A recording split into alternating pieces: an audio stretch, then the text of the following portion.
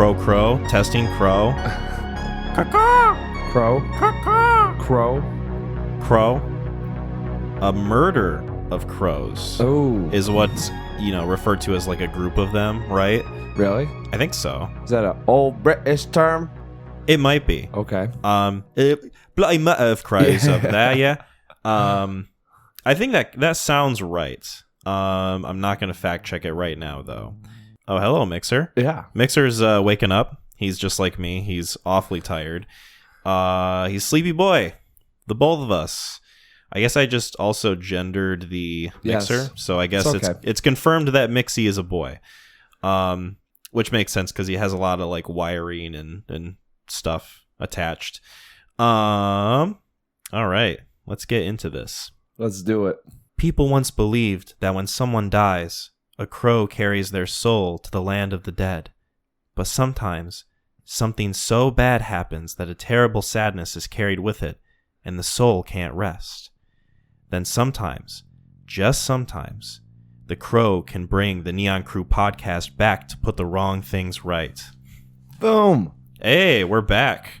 Welcome everybody to episode 79 of the Neon Crew podcast. My name is Kyle. I'm Mac. And I'm going to ask you this because I've been very curious if you have watched it. I know you've probably at least heard of this, the Minecraft movie trailer. I have not seen the trailer, and actually I will say that I have not heard of it, but that surprises me considering your son is a huge Minecraft fan. I would have at least thought he would have told you about it. He's young, so he's not paying it. What's funny is I saw a meme or something on one of the social media outlets, and I'm looking at it and I'm like, are they making a movie? This has an appearance that someone's making fun of them making a movie. Right, like it looks like a parody. It looked like someone took an image from Minecraft and then they put like if someone attempted to make a movie next to it. Yeah. And they were kind of making fun of it, and I was confused, like, all right, I don't know if they are making a movie and someone's making fun of this, or if this is what it would look like if you did make a movie and how stupid it would be. Mm-hmm. So I was led to believe that there was a movie of some sort coming out, but confused as to if there was. So a trailer dropped, I want to say like less than a week ago. A Minecraft movie? It's called A Minecraft Movie. No, it's not, is it? It actually is. You're dead on. I'm being 100% serious right now. Producer strike again. Yeah. And it's being directed by Jared Hess, who, for those of you who don't know, directed Napoleon Dynamite, Nacho Libre, and of course, one of my favorite movies, Gentlemen Broncos, which I believe there's a bonus of you, me, and Gideon discussing that, I think for episode 12. So I want to say you guys had seen it and I had seen bits and pieces of it. Yeah. I remember like me and Gideon were telling you, like, check this movie out of pure morbid curiosity of how low a movie can go and how opposite it is compared to Napoleon Dynamite. It's like a complete inverse of that film. Yeah. And everything that makes it special. But it's from that director. I think they changed hands because at one point I think Sean Levy was supposed to direct it. And then after that, Rob McElhenney was attached to direct it, who plays Mac on Always Sunny. And he ended up dropping out, or I think, he held on to it too long and the studio was like, all right, we need to find somebody else. And I'm curious of like the image you saw, because the trailer came out and the reaction has been like Sonic the Hedgehog? Like the first Sonic the Hedgehog trailer. Yeah. Like this is kind of uncanny, weird looking. The biggest thing that people have taken away from it is that the live action characters do not match well with the CGI environment. Some people are wondering, myself included, why they didn't just make it a completely animated film, because it would have looked more consistent. Oh, like do stop motion. Stop motion would have been an awesome idea. I would have loved to fucking see that. Yeah. And the other main thing too is Jack Black is playing Steve. Yes. And I'm wondering if that's like one of the That was the images you images. saw. Yeah, where he's just kind of standing there in the blue shirt. It was like he just looks like himself. Yeah, it literally. That's why I was so confused, because it looked like someone took a picture of Jack Black off the streets, and yeah, like they compared it like the person doing the big portion of the project, and it had like Steve, is that the dude's name? Yeah, and then I had Jack Black, and then it said the guy that doesn't do anything, and it's a picture from the game, and then it's the video image. I'm guessing is what it is in the trailer. Yeah, it's the exact same pixelated, like weird looking environment. Yeah, because I had heard that Jason Momoa was cast in the movie, and I think he was the first one attached before Jack Black came aboard. So people were speculating like, oh, is Jason Momoa gonna be Steve? Yeah, because he would kind of be that like heroic kind of standard hero type. It'd almost be like you're casting The Rock or something, right? But then Jack Black came aboard, and they were like, okay, well, who's Jack Black going to play? And then it turns out that he was going to be Steve. And he just looks exactly like Jack Black. I'm assuming he's just going to act like Jack Black. Yeah. There's not that like Steve in fucking Minecraft has a character at all. He's literally just a blank slate for the player to project themselves onto. Hey, man, now you got the mic. Now's your chance to rip. But it feels so lazy to have Jack Black just show up in a blue shirt and go, I'm Steve. Like, they didn't even do any sort of thing to like change his look a little bit, or to make him feel like, oh, maybe he's a little bit more part of the universe that they're in. Kind of like just juxtapose the uncanny feel of the thing. Yeah. But I don't know. That is just where I'm coming from, where a lot of people are coming from. I'm curious your thoughts, because I know you said you haven't seen the trailer, but I was kind of surprised, since your son loves Minecraft. It's like his favorite game, right? Well, nowadays it's gotta hit social media for me to kind of have a pulse on. There's so many movies that are coming out. Like I went into the carousel last night, and I saw like 4 different posters up of like things. I'm like, I haven't recognized this is coming out. Yeah, that you just had no idea about at all. None whatsoever. So no, I guess I'm not curious about this thing. Like, it's going to be whatever. It's another video game movie. They're going to take some probably existential elements into it. Because like if you watch the trailer, you will pick up on the sense that they're doing a fish out of water story again with this type of thing.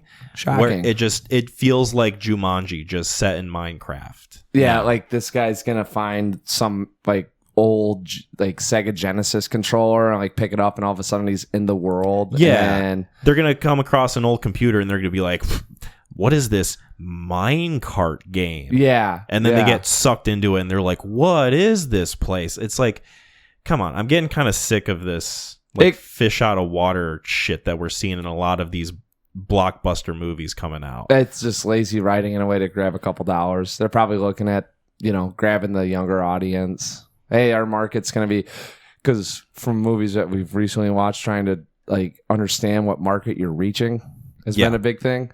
100%. I think that this thing's probably just going to be really lazy, and I'm kind of if it feels lazy. If your guy comes out with this thing, because I know you love Napoleon Dynamite, and this is PG-13. I'll be like, oh, okay, but I'm guessing it's going to be PG. It's going to be guaranteed PG. It's probably still going to make a shit ton of money.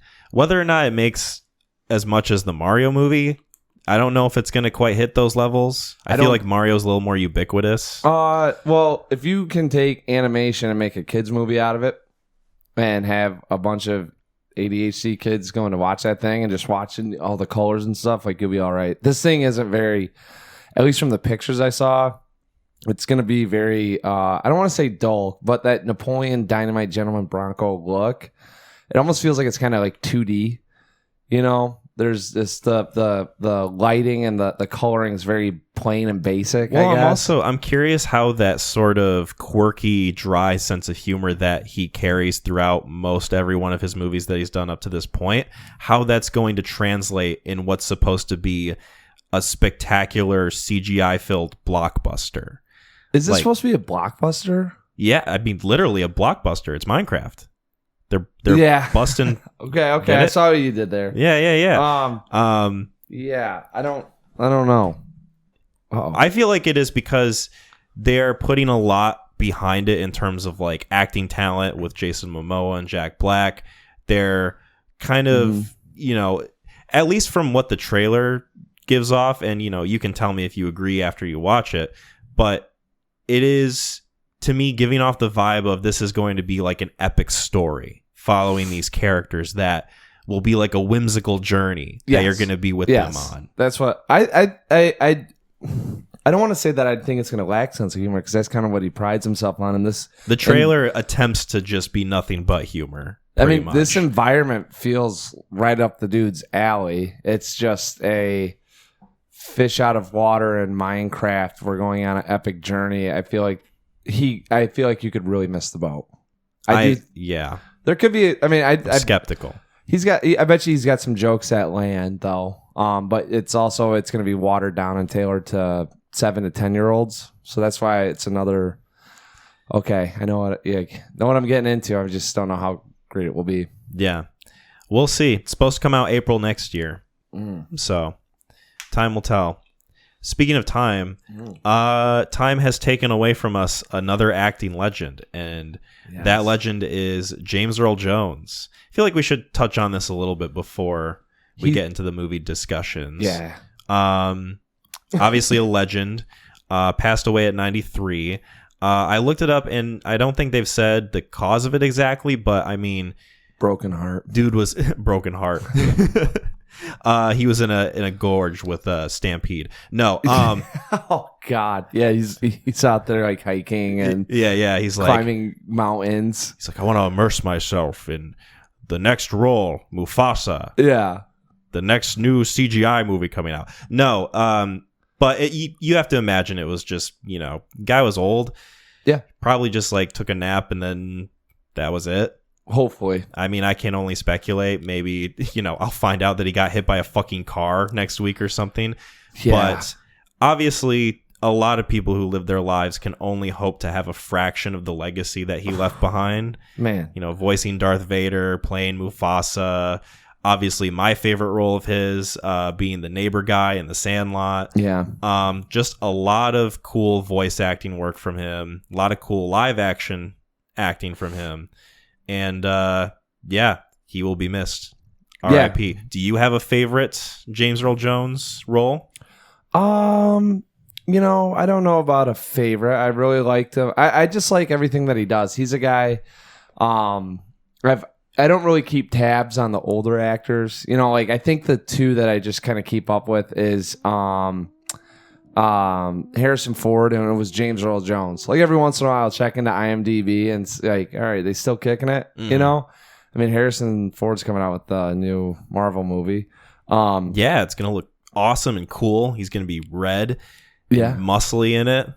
Is that where he's going? He's playing Red Hulk in the movie. Is he? I mean, he's playing Thaddeus Ross, a role that was previously portrayed by William Hurt. Oh. And in the trailer you'll notice that they're like, how you doing, sir? And he's like, they said to either lose the mustache or lose the election. And that's the movie's way of saying, hey, this is a new actor now. Oh, okay. But it's still supposed to be this character. Yes. Hey, I like that. That's not... It's cheeky. It's a little cheeky. But you got to do it, though. I mean, what else? Anyways, James Earl Jones. Yes. Before we go on a whole Marvel tangent. Yes. The last thing we need to do while talking about James Earl Jones. Who are we talking about again? No, I just, he's a guy that I've always kept tabs on and appreciated. And I've always been fascinated that even he lived till he was 93. And I always knew that the day that he goes down was going to sting a little bit. Like I said, his legacy is what really carries his career. You know, for me, it's not necessarily one role that stands out, but everything that he did. I mean, there's 4 movies that always just come to the top of my head. You name 3 and then Field of Dreams being the other one. Mm-hmm. That really just, you know, I appreciate him in all those things. I've always liked his work, or when I see him in a film or recognize him, you know? Yeah. He's, you know, the Once Upon a Time in Hollywood, Leonardo doing the point thing. Like if you catch his voice or you see him on screen, you do that like automatically. Instantly recognizable. Yeah. Darth Vader. So it's, he lived a good life. I think. Oh, I'm guessing he probably did. Well, I'm saying like what we know in the media. I'm also hoping that he was a good person. Yes. He strikes me as a guy that would be a good person. Fingers crossed. Yeah, I don't want to sit here and then all of a sudden we get a bunch of emails about what he did. I have a friend who is convinced that we have a tendency to curse certain figures, celebrities, directors, or whatever, because the first notable one that I can think of is Cormac McCarthy. After, and in the episode we talk about his passing. It's not like we talked about him as if he were alive and then he just kicked the bucket the next day. Yes. But it is telling that we were going to dive deep into an adaptation of his work and then he just dies the 2 days before recording. Yeah. And then I think William Friedkin died like 2 days after we recorded our Sorcerer episode or something. Oh, yeah. Yeah, that was quick. Yeah. Which was fucking freaky. Friedkin? Friedkin E. So yeah, we might have killed those guys, but if we had an effect on James Earl Jones passing, our blood is not on his hands. it was a few months after the fact. On our hands. That's what I like to think. So not our fault. Our hands are clean. Yes. But rest in peace. Rest in peace, James Earl Jones. Don't smite us. Please. Don't haunt me. I'm a fragile boy. I can't take surprises in the night, especially ones with that deep of a voice. Oh my God. Speaking I don't of, know if I'd be scared if his voice came out of my closet. I would be scared if any voice came out of my closet. Let's be honest. Dude, but James Earl Jones, even if it was like Winona Ryder's voice coming out of my closet, that would scare me. Like a high pitched voice or like a British guy coming out. But like James Earl Jones, it's the same with Morgan Freeman. Yeah, the only one I probably wouldn't be intimidated by is if it was Johnny Depp doing his Captain Jack Sparrow. I'm Captain Jack Sparrow. Like I can't fucking be scared of that. Yeah, like, come on. I don't know. I'm just saying like James Earl Jones like telling me to go get a slice of pizza. I'd just be like probably holding my pillow like yeah. If he said like go get yourself a cheeseburger, then I'd be like, oh, okay, I will, James Earl Jones. But if he said like help me, I'd be like, hell no, I'm burning the house down. Cool ghost. Speaking of burning things down, speaking of cool ghosts and cool ghosts, the city of Detroit is being burnt down every single year on what the fuck did they call it? Devil's Night. And Eric Draven and his fiancée Shelley are what are we getting? What movie are we talking about? We're talking about The Crow. Okay, we're talking about 1994's The Crow. And we will be talking about both this in conjunction with the new film that has come out 30 years after. What's that one called? You won't believe this, Mac. You might have to sit down for this, even though you're already sat down. Yeah. It's called The Crow. Whoa. We're going to have two movies with the same title in one episode. Obviously, I'm going to distinct them when I label it 1994, 2024, just so it doesn't say The Crow, although that would be pretty funny. Yeah. But no, we're going to first talk about the original film, kind of shaking things up of how we usually structure episodes. Normally with recommendations, we save those for the end. But it kind of feels weird if we did the new movie first. Yes. And I figured we'd do the old movie, lay the foundation, lay all the context out, and then we can tackle the new film. Yeah. So since this is my recommendation, I'll cover the original. And I'll let you have the new one. Great. Aren't you excited? Yeah, so I'm excited. So like I said, this is a 1994... I guess it's classified as like a superhero film. It is. It's a comic book superhero guy. Yeah, based off a comic book written by James O'Barr. Came out in 1994, like I said, directed by Alex Proyas, who I don't know if you've looked up this guy's filmography, but I have not. It's very eclectic. So there's The Crow, Dark City, I, Robot, and Knowing as like his most prominent works. Very like kind of menagerie of different stuff. Yeah, Dark City and The Crow kind of fit hand in hand, I feel like. They got the same tone, and then iRobot drifts a little bit, and then Knowing is not have my name on that. Yeah, the Rapture movie with Nicolas Cage, I believe, right? Yes. Screenplay by David J. Shaw and John Shirley. Starring Brandon Lee, And that in itself is going to be an entire topic of discussion. Yep. But stars Brandon Lee as Eric Draven / The Crow. Takes place in Detroit on Devil's Night, which I believe is the night before Halloween. Yes. And there is a conflict right out the gate from the movie. This isn't a spoiler yet because this is just how the movie begins. Cold open. 4 thugs are attacking a man and his fiance. He walks in, sees what's going on, and they assault her sexually. They kill her. They beat him up, shoot him, and throw him out a window. Yep. And both victims are pronounced dead. Eric Draven and Shelley Webster is her name. Shelley made it 30 hours. Yeah. She went to the hospital, was in intensive care, but unfortunately succumbed to her wounds. Eric died on impact, falling out of the window. And one night, Eric climbs out of his grave, and it is sort of revealed to us through narration that sometimes a soul is carried back to the living with a crow in order to exact vengeance on what has happened. They are the somewhat of a subway train that transport you between the living and the dead, or the ethereal world and the kind of like Chiron in the River Styx, like yes. in Dante's Divine Comedy. That's exactly what I was about to go into. I'm glad you took that from me. Hey, I figured I'd help you out. So I knew you were getting there. They say that the crow, though, just so that it's not the exact vengeance, it's sometimes things are done so heinous and that the life was taken so innocent and pure that the soul can't rest. Yeah, so it's got to come back, and then it's kind of do what you do. Yeah. Or at least get vengeance. Finish what has been started, essentially. Yeah. And that's pretty much the gist of the movie. We're with Eric on his quest for justice. Yeah. So spoilers from here on out for The Crow, 1994. Yes. Yeah, I mean, my experience with this movie is I feel like I've known about this movie for a long time. It's very it's a cult classic, I guess. It's a cult classic. It's referenced a lot. Very pop culture. Pop culture. I'm trying to think cultural. Like it's it'd be hard to be involved in like movies or entertainment in general without knowing about The Crow. At least not even know, because I didn't really know what the movie was exactly about, but there are things that have happened within the movie or events taking place because of the movie that is referenced all the time or talked about. Yeah, like if you've watched The Office, you'll find that Dwight's character references The Crow as his favorite movie all the time. And I say all the time, I can only remember one instance. But nevertheless, it is a very culturally ubiquitous film. Yes. In part because of what it sort of represents on its own, but a large part due to what happened with Brandon Lee. That's what I was getting at.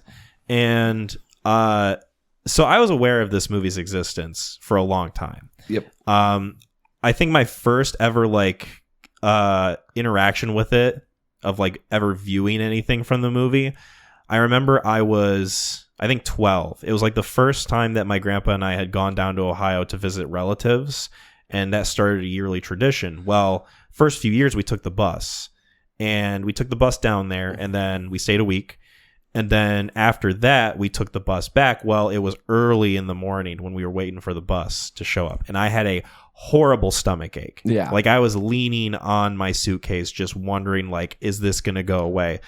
And I would look up and they were playing The Crow on TV on like one of the monitors at the bus station. Yeah. And I think it's a scene where like he's in the rain and he's like holding some guy down. It might have been like the first encounter with who the fuck's the first guy that he kills? Tintin? Yeah. I think it was an encounter with Tintin. Okay.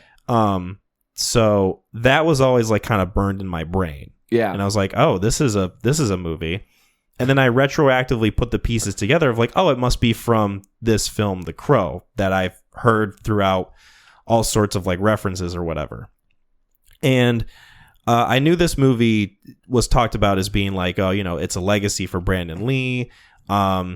People who love this movie are very passionate about it. But it is sort of steeped in the time. It's a bit of a dated film. Yes, 90s. So I went into this movie just kind of aware of what I was to expect from it. it's not like I was surprised by anything. Right. And I can honestly say that it is a movie that is, you know, like I said before, very dated, very kind of steeped in that time. But it is an enjoyable film. I have my gripes with it. We'll get into it, but I liked it overall. Yeah. So I don't know. I'll let you kind of take over. We watched this, so I wanted to watch this one first before I saw the new one. Mm-hmm. That's what I did. Yeah, and it's very very dated, very 90s. You seen this before? So I was telling Jasmine because she watched it with me, and this was on Sci-Fi or TNT or something. I was probably like 13, 14, so back, 2003, 2004. So maybe it was like a 10-year thing that was going on that they were playing it. And I had seen the ending. Now, I'm like, when I say it was like I threw it on the TV, there was 20, 30 minutes left of this thing. So I have no idea what's going on while I'm watching it. It's just that ending scene with Michael Wincott and, whatever's going on. And I'm like, I don't know what the fuck this is. And it's funny because the Brandon Lee story, it's like one of the things that I think the older generation always tells the younger generation, like especially now, like before Google, it was like one of the things that, I got a piece of trivia for you. Mm-hmm. So I had known about what happened with Brandon Lee from my dad. And it's funny because like before I came over here, I was telling people what I was watching. They go, oh, that's the movie that Brandon Lee died, So I had known about it, and I've just kind of set it off to the side because it just every time I see check out The Crow, do this, do that with it, it's like, all right, it's not. I don't know how enjoyable it's going to be because it's very, like you said, steeped in that 90s look. But I was pleasantly surprised. This thing is, I would say, original, and that's probably why it's got somewhat of a cult following with it. And there are gripes, but there's also fun things too, and especially when you can compare and contrast. That we can get into. So that's where I was at. It was the first time I just remember I told Jasmine, I go, God, I saw this when I was like 12, 13 years old. And she's like, you watched this that young? And I was like, yeah, but it was like bits and pieces and like the ending. So I the whole violent nature of it and the dark and the grittiness of it all and kind of what it's reflecting, I was not picking up on when I was that age. Yeah. So that's where I'm at with it. Yeah. So the first thing I kind of want to bring up is, especially when we're thinking about the approach that they took with this new movie that they made, and we can delve more into that when we hit that specific film. Yep. What really kind of surprised me about this movie is you see like the poster for it, you maybe like come across some scenes or some clips, and you hear about the story of Brandon Lee and how he died and like what the character represents. Yeah. And you think to yourself, oh, this must be like the most dour kind of emo movie that ever exists. And while there are a lot of elements of this movie that feel really like kind of dipped in a vat of My Chemical Romance, this movie is surprisingly kind of sprinkled with moments of levity and fun. I would say, charming. And kind of, just sort of like, I don't want to use the word enchanting, but like almost near whimsical. Like just moments where the character is clearly like having fun, and Brandon Lee's having fun with the performance. Yes, I will say the nice thing about this is whatever direction they were taking, the guy was like, hey, just remember you're a spirit in this world. We don't have to explain any reason why this is happening. Mm-hmm. We're just going to say we're bringing you back, and you're just going to enjoy that you're exacting revenge. Yeah. And that's how it plays out. There's times where he's very serious, and there's times where he's like, oh, I'm a superhero. I mean, he's whatever we call John Wick, that indestructible force. And he leans into it a little bit, and it's fun when he does that. Yeah, because you watch this movie, and you know what happens with him and his fiance and everything going on with that. They trash his apartment. Everything's in disarray. Like, everything's just broken and gone. Yep. And you expect him to, like, go into this movie being, like, the most brooding, angry character that you could possibly be. Right. And then you watch scenes where he's, like, fucking around with the dudes who ruined his life, who ended his life. Yeah. And he kind of feels like a little manic. He's hopping around. He's, like, telling all these, like, he's, like, telling fucking Edgar Allan Poe. That was one of my favorite things when he what is that rapping? did you not hear me rapping at your window? And I don't know, he's like having fun with it, but he also kind of feels like a man who has like just sort of cracked beyond sanity and reason. Like he's just sort of a force of justice at this point. Yeah. Kind of acting as a literal specter who is no longer restrained to the mortal plane. There's it's what I liked about this is it's not necessarily hedonistic with what he's doing, but he does have an understanding of I can't be stopped, so I'm going to have a little bit of fun while I'm doing this. It's on like I don't want to use the word sadistic, but there is that kind of tinge with it. He's like it's not like he's getting the pleasure by doing whatever he can do. Yeah. He's not like, all right, I'm going to go now I can go grab a bunch of alcohol or heroin or do whatever, he is exacting revenge and he's enjoying doing it. And I don't, but it's not sadistic at all in what he's doing. I mean, to some extent, there are times where it's like, all right, that, but it almost kind of feels like, and this is going to be a weird comparison, but hear me out. It almost feels like Hamlet when you go through that story of Shakespeare. And I'm going to kind of spoil Hamlet a little bit, so forgive me.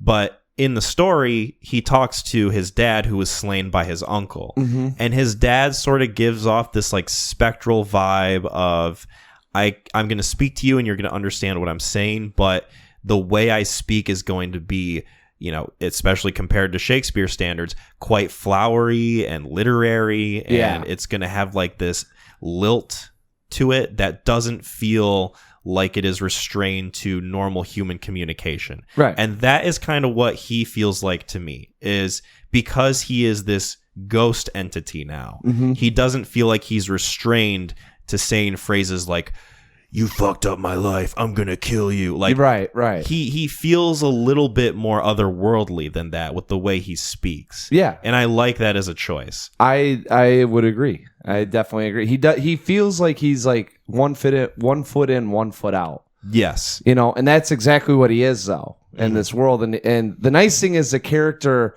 what I really liked about the character is that he understood that. And that's kind of what you're preaching on, is that he to soak that in and embrace that role, in the movie. Eric Draven did, and I appreciated that. I like this character. Yeah. I mean, I didn't think it was over the top or too majestical. I never thought that he was. There was times where it's like, all right, can he get her? How's this like? I gotta feel like he's got to have some sort of impact where he can't just be an indestructible force. Well, and also too, and you kind of touched on it a little bit, the few glimpses that you get of Eric being a normal person before he becomes the Crow is someone who you would like to hang out with. He seems like a charming guy. He was in a band. He loves art. He likes to play music. He seems like a very romantic person. Like, he seems like a warm presence. And maybe that's just in part because it is Brandon Lee and he is giving that very empathetic performance, especially posthumously. Yeah. But it is helpful to kind of make that connection of like, oh yeah, this guy was never really like brooding or angry. No, he was just the way I kind of told Jasmine, I was like, this feels like a very emo movie of someone that I almost expected school shooter vibes from watching this movie. Before I started it anyway. Well, it was kind of like what we got in the second one is the imagery of what you get in this first one of like, all right, this is kind of what we're getting into, like teen angst and this guy that's just going to be always down on his luck, depressed, and it's not that at all. I mean, he just had a more emotional side to him that he couldn't connect with people with, and that's kind of what led him to his career and what he was doing, right? And that's probably why he was always on the outskirts of doing stuff, but it was never like, fuck my life, this is it. It was just like a guy that's kind of accepted his identity. He found, and this is just with images that you get and kind of what you hear about what he was like before the whole incident. There's so much you can like scoop out of and like delve into just based on scenes where there's not even any dialogue. Yeah. Just like images of how he interacts with his fiance. Yeah. And it's the best part of the movie, I think, by far. I thought it was a great way of setting up the character. I really did. For sure. Character work is solid in this movie. I mean, they did a really good job of and this is the one thing I really liked about this is that there's like limited exposition, limited buildup, and defining the character and the role of who he is, that doesn't need to have a whole lot of dialogue about it, right? It's just pieces here and there that allow you to, as an audience member, kind of pick up and collect, and then now you're making your own inferences on what you think about the character, right? And I always like that, when you don't have to sit there and have the police officer Monroe, that wasn't his name, it's just from Congo. Sergeant Albrecht is Ernie Hudson in this Ernie movie. Hudson, right? He doesn't have to look at the other police officer when she walks in and read off, this guy was a valedictorian at this school and went this way. Yeah, they don't like, do the bullshit of like, oh, 3 stars, Purple Heart, or whatever the fuck. Yeah, you know what I'm saying? Like, it's just like, man, this guy liked his music. He was or like, this guy was in juvie like 14 through 17 or whatever. He like punched a hole in his teacher's head or some fucking they didn't shit. do anything. It was just very limited. Hey, here's a couple pieces of information. So you really, and I think that makes, like you said, empathetic. It makes the character empathetic. So we are also, as he's going on this vengeance tour, never questioning or having doubt about his motivation. Yeah, absolutely. And it was. I really like that. Mm-hmm. One other thing I really like about this film, and we'll get into like the minutia of the visuals and the special effects and the green screens and everything. Despite all those things, which I do have hangups of, oh boy, I think it is pretty consistently toned throughout most of the film. Like, I don't think this film kind of like turns into something else or like loses its way. No, the set designs they're all right. They're very 90s, and you can really very 90s. You feel like you're on a set. Well, there's some moments that are really impressive where like, oh wow, the set design is really kind of like convincingly grimy and dirty, and like I actually feel like I'm in this urban hellscape that he lives in. Yeah. And then there's other times where he's running on rooftops and jumping off buildings, and it's like, oh, I feel like I'm watching a PowerPoint presentation. Yeah, there's a couple where it's like, let's just keep reminding you, or at least get the feel of the city, and they I think in every movie you have to do that. It's just kind of a reminder of, hey, don't forget, I know that we're showing these exclusive spots, but this is the city. There is something kind of charming about the way, like the introduction with like the narration and how the camera is swooping through the city. Yeah. And it's very clearly like a composite city that's put together. Yeah. It's not even like actually filmed in a real location, more likely. No, it looked like Gotham City. It looked like you're playing Arkham City. Yeah. Like the video game. But there is sort of like a charm to the kind of like storybook way it opens with the narration, and how it's like, okay, it feels like you're folding open a book with like the pop-up pieces of paper on it. I kind of like the way that it sort of feels like that. Then later in the movie, it's like, okay, yeah, this is just kind of bad. Well, like I said, I like the way that this thing was written, and it kind of we're hopping into the car and we're going. We're not going to tell you where we're going. There's no map. We're just getting in the car and we're rolling. Mm-hmm. Where in other movies, there's a whole lot of exposition and setup. And they, some guy walks in smoking a cigarette going, God, this place sucks. Can you believe, this is why we don't pay tax? Like, whatever. Just a reminder of the city's, but it's full of rage and hate and what.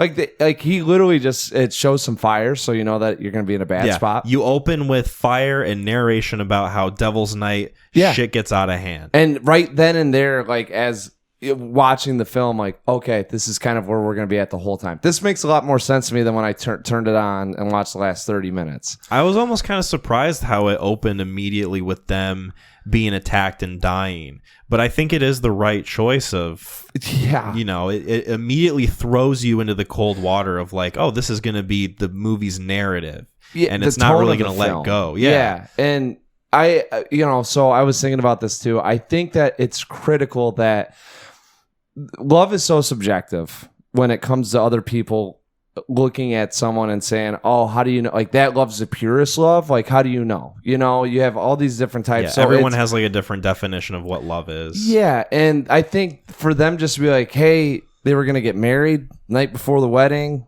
We're killing them. That's it. There's no question on like, all right, like, was it that, and then it doesn't show them interacting. So you just have to, everything that he's going for is because of that, because of what he reflected or represented or want or whatever you want. Pure emotional display. Yeah. It's not like these characters are having flashbacks saying like, I love you so much, without you my world would crumble and I would be nothing. Like that's why I thought it was the exact way that you supposed, like, hey, they were gonna get married, they got the purest love, and we're not gonna show it, you just have to take that for what it's worth, and we'll give you a little bit of glimpses here and there, and he'll hear about this and that, right? Like, so now there's no questioning of it. It's just assumed. So, like, I hate to say it as a rule, but the rule of the film is that these two loved each other the most of anyone in the world. And it's like, okay, like, I'm fine with that. Like, you guys were already pushing past it. It's been established that this is what it is.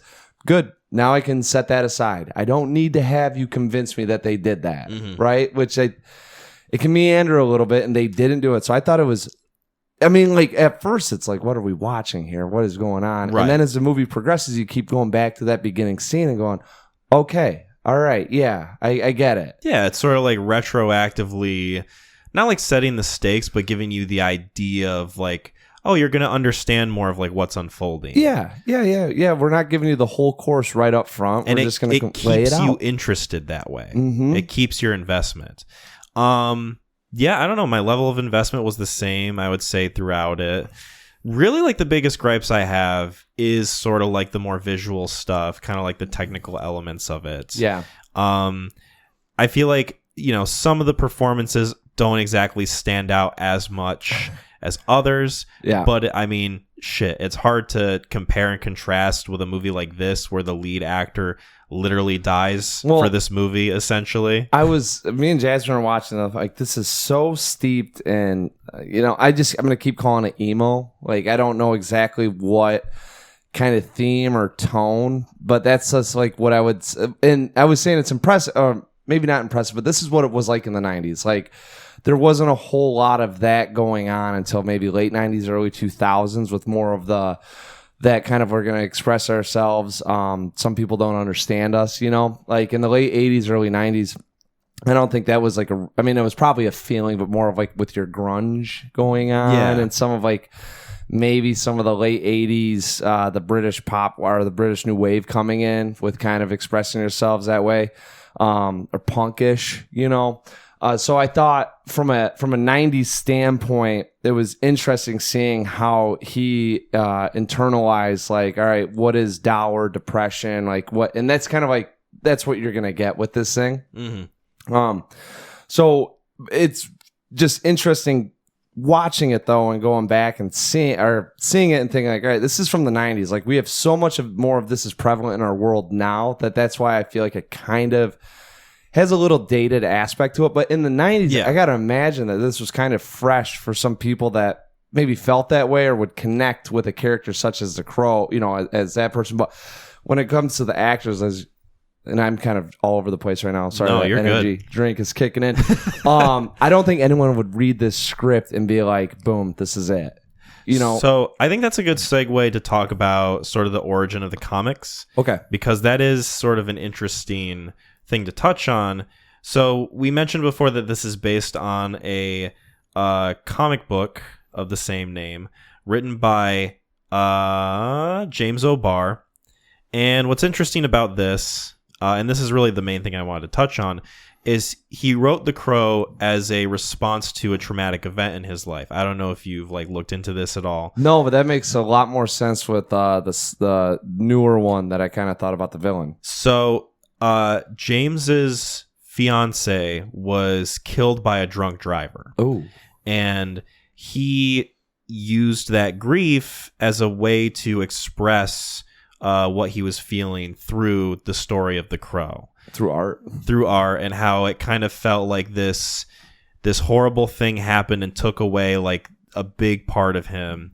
Through like the grieving process came out this story. Yeah. Essentially. And I mean, there's a lot that it parallels with. Obviously takes it a little more heightened. You know, it's not a drunk driver that kills Shelley in The Crow. It's literal like murderers and rapists. Yeah. But it essentially is like a mirror of like his feelings and what he wanted to express. Probably a metaphorical view on it too, of lumping in a lot of the the evil that you see that really goes unnoticed, with people that are doing selfish things, if you will. And I think, and I could be misremembering, so forgive me if this isn't exactly the case, but I believe he was writing the character from a point of view more so of these guys who are doing wrong and who have lived lives that are just nothing but hurting other people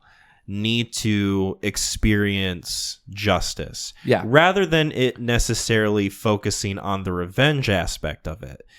And I think that this movie kind of, it sort of does the best that it can with matching that tone. It never feels quite like Eric Draven is driven on a path of revenge, especially not nearly as much as in the new movie, but it more so feels like these guys are getting what's coming to them. Yeah. Because they've just been shitty people their entire lives and have done wrong things and hurt other people, and it needs to stop. It's sort of treating it like this tumor on the city that needs to be cut off. Taxi Driver. I mean, yeah, kind of a little bit, but I mean, it is original work, so I'm not saying that Sky pulled it, but that's right. It's a little bit of that feel, sort of like a more romantic sense of that feeling. Yes, yeah. No, I agree, and also I like that it wasn't just like if you do drugs you're bad, because there was the mom and the original one that he pulls out the heroin out of her and says, you have a daughter, you need to take care of her. And it's like a huge, epiphany for her. And so it wasn't necessarily that he's just on this revenge tour looking to kill anyone that got in his way. I mean, he was there as like sort of a spiritual entity that was helping, ridding the bad in the city while also doing good for others the best he could. So that's where some of his that empathetic feel comes from with what his plight is in this film. Yeah, absolutely. Some of the other performances that I really like in this, besides Brandon Lee, obviously, which we'll kind of save for more towards the end of the conversation, because I have notes that I want to go over for that. Ernie Hudson. Awesome. I thought he was great in this movie. Yes. Really kind of neat, grounded character who's just kind of dealing with it as it happens. I mean, he's so good and charismatic. Oh my God. Well, and I love that he's like the only guy in the city that wants to do right but can't. His partner, when you talk about bad performance, are the guy that's like, you're going back to being a beat cop. Like, that was a bad performance. Yeah. But I liked him in this thing as he was always trying to do the right thing and just kind of accepted that whatever he can do, he will do, but he's not going out of his way to do right. So I think it's kind of also why I liked Eric's, presence. And he's sort of, the movie doesn't like rub your face in it, but he is sort of like a pseudo caretaker to Sarah's character. Yeah. Where like he's watching this little girl, making sure she doesn't get in like a whole heap of trouble or anything. Yes. Because Big brother aspect, sort of like stepping in after Eric dies. Yeah. Because that's who he was to her, was sort of like this big brother caretaker figure along with his fiance. Yeah. And they're the only two characters in this movie besides Eric who don't feel like total pieces of shit. who don't feel like absolute scum. Yes. Like realistic, maybe. I don't know. I mean, it's everyone else is just falling into the city. Everyone else is just such a fucking piece of shit, miserable human being. Yeah. Who is either like a drug addict who's lost their way at best, and at worst like a rapist murderer. There's the guy that cons everyone to get, hey, go steal this stuff and then I'll buy it out from you the for pawn pennies shop on the owner. dollar. Yeah, like Mario of the Mario Brothers. Yeah, exactly. Hey, you're gonna do bad and then I'm gonna do worse because I'm gonna buy this from you for 10% of what it could go for, and then I'm gonna upsell it 200%. That might be one of my favorite scenes of the movie, is when Eric comes in and he fucking trashes the hell out of the place. Yeah. Even though the place already kind of looked a little dilapidated. It didn't look like he did much to it, I won't lie. No. Eric just came through and made it look a little better, honestly. Yeah. But I love just how unabashedly he's like wrecking the place. And in the back of my mind, I'm thinking like, all right, I know this guy like bought a ring off this dude who's like a shitty person, but like does this guy deserve to have like his store trash? And then it's revealed like, no, he knows what's happening to these women. And he doesn't give a shit as long as he makes a profit from the rings that he gets. Dude, that's all. This guy deserves it and more. The detective guy that was like just riding Sergeant Albrecht's ass. I'm like, he's probably in on it too. He's the guy who has a river for a face. Yeah, like he's probably taking handouts left and right, and that's how he became detective, is because he just looked the other way, more than once. Detective Torres, played by Marco Rodriguez, probably his last role. That guy was annoyingly bad. Yeah, he's not in. Oh, I guess honestly, he's in a lot of television. I could see him being like a NCIS cop that shows up and is like, "Hey, Gibbs, the murder victim was ass up in the dumpster over here." Like, exactly. That's kind of that's how he felt in this thing. Yeah. So yeah, Ernie Hudson's great. I thought the girl who played Sarah, Rochelle Davis, was really good. I think I looked her up, and this is really the only other movie she's in. Yeah, I could see it. There's like maybe one or two others, but I don't think she's an actress working, which honestly, good for her. Yeah, probably got her royalties with this thing and just said, you know what, I can live off it. Live your dream. Yeah. That's my dream. I'm hoping to play Sarah in the next Crow adaptation. Oh, I thought your dream was hoping that Rochelle Davis was living her dream. Well, that is my dream. I want everyone to live their dream. Yeah. If it's a good dream that doesn't harm anyone. We want to see people get paid. Yes. We want to see people get paid. We want to see people get laid. Yes. That is our motto here at the Neon Group Podcast. That we have always said. New shirt. For the first time this episode. That and Tobey Maguire's Rat Pack. The Pussy Posse? Yeah. Oh, my God. Yeah. That's a whole other conversation. Yeah, I don't know. There's really not... I gave this sort of like a lower score, but there's not really that much in terms I have of the gripes, I think with like the everything else going on with the visuals and everything. This thing gets hurt because it feels kind of almost like a sci-fi movie that you'd see on that channel. Not necessarily hitting mainstream media and or throwing it into your VHS player. I think the gripes are, and some films have it where it's just dated. Some of the acting's kind of questionable among secondary characters. It's a question at that point of like whether or not it works and gives the movie charm, or if it just hurts the movie in any way. Right. And like first 30 minutes of this thing, I was like, I don't know. And then as we kept going along with Eric and Sergeant Albrecht coming in and some of the dialogue going on and seeing how Eric was playing the role, I was like, all right, I'm kind of like, I want to see where this thing goes and how it ends now. First 30 minutes, no fucking way. Let's talk about Michael Wincott. Okay. He is great. I think he's fantastic in this movie. I think there was a little incest going on. A little bit? I'm pretty sure, right? Yeah. Well, his character, it's so interesting because you get the low-level guys, like the guy who plays Fun Boy, Michael Massey, fucking T-Bird, Tintin, Skank, all these guys who are like just low-level scumbags who work for this guy named Top Dollar, played by Michael Wincott. And it's one of those things where like, yeah, these guys are fucking outwardly scummy, but then you climb the ladder and it's like, oh shit, Top Dollar is like a villain. He is someone who is just like mustache twirling evil. Yeah. He fucks his sister. He stabs people in the head while wearing this like really frilly outfit. He almost feels like kind of a steampunk pirate the way he's dressed. Yeah, I could see that. He's got like the long, silky hair. He looks like someone who used to be a model and is now trying his best to like maintain those looks with the way he like art decos out his space. It's it's like the drug dealer that's just kind of like living life. Not necessarily like working the streets and keeping like his like he's gotten to that point where he can just kind of let it go.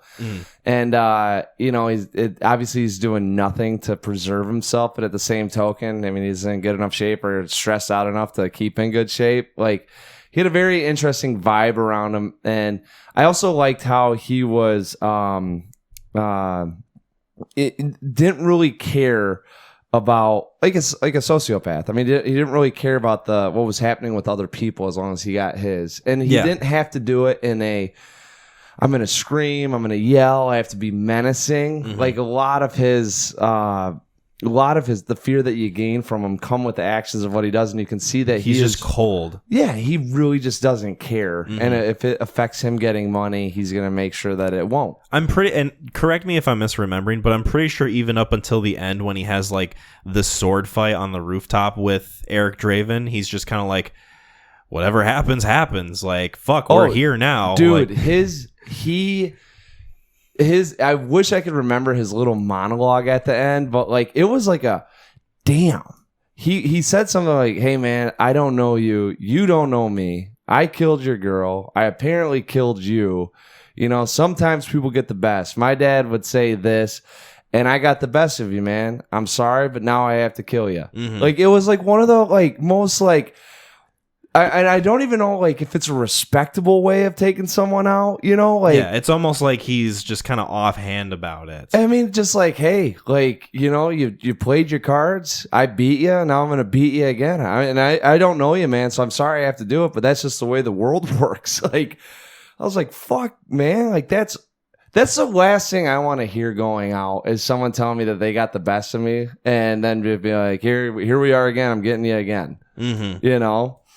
I'm trying to see if I can find the quote. I'm on IMDb quotes right now. Yeah, it's right at the end. He kept, and you could tell too. I dug the writing of this because they have so many. The writing is so fun. Like, and it's not bad.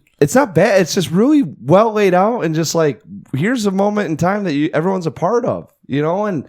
There's no explaining. We don't have to get into some weird, like, this is how he becomes the Crow. And, like, it's just all happening. And then Top Dollar's character, you can tell he's so fucked up because of what his dad did to him. You know, like, he kept referencing, like, how his dad, I think he goes, on my 5th birthday, you know, my dad said, you become a man when you understand what death is. And that was what he told me on my 5th birthday. And then so you understand his dad, when the kid's 5, is telling him, like, everyone dies, you're going to die, life's pointless. Yeah, he was raised like Vincent from Collateral, basically.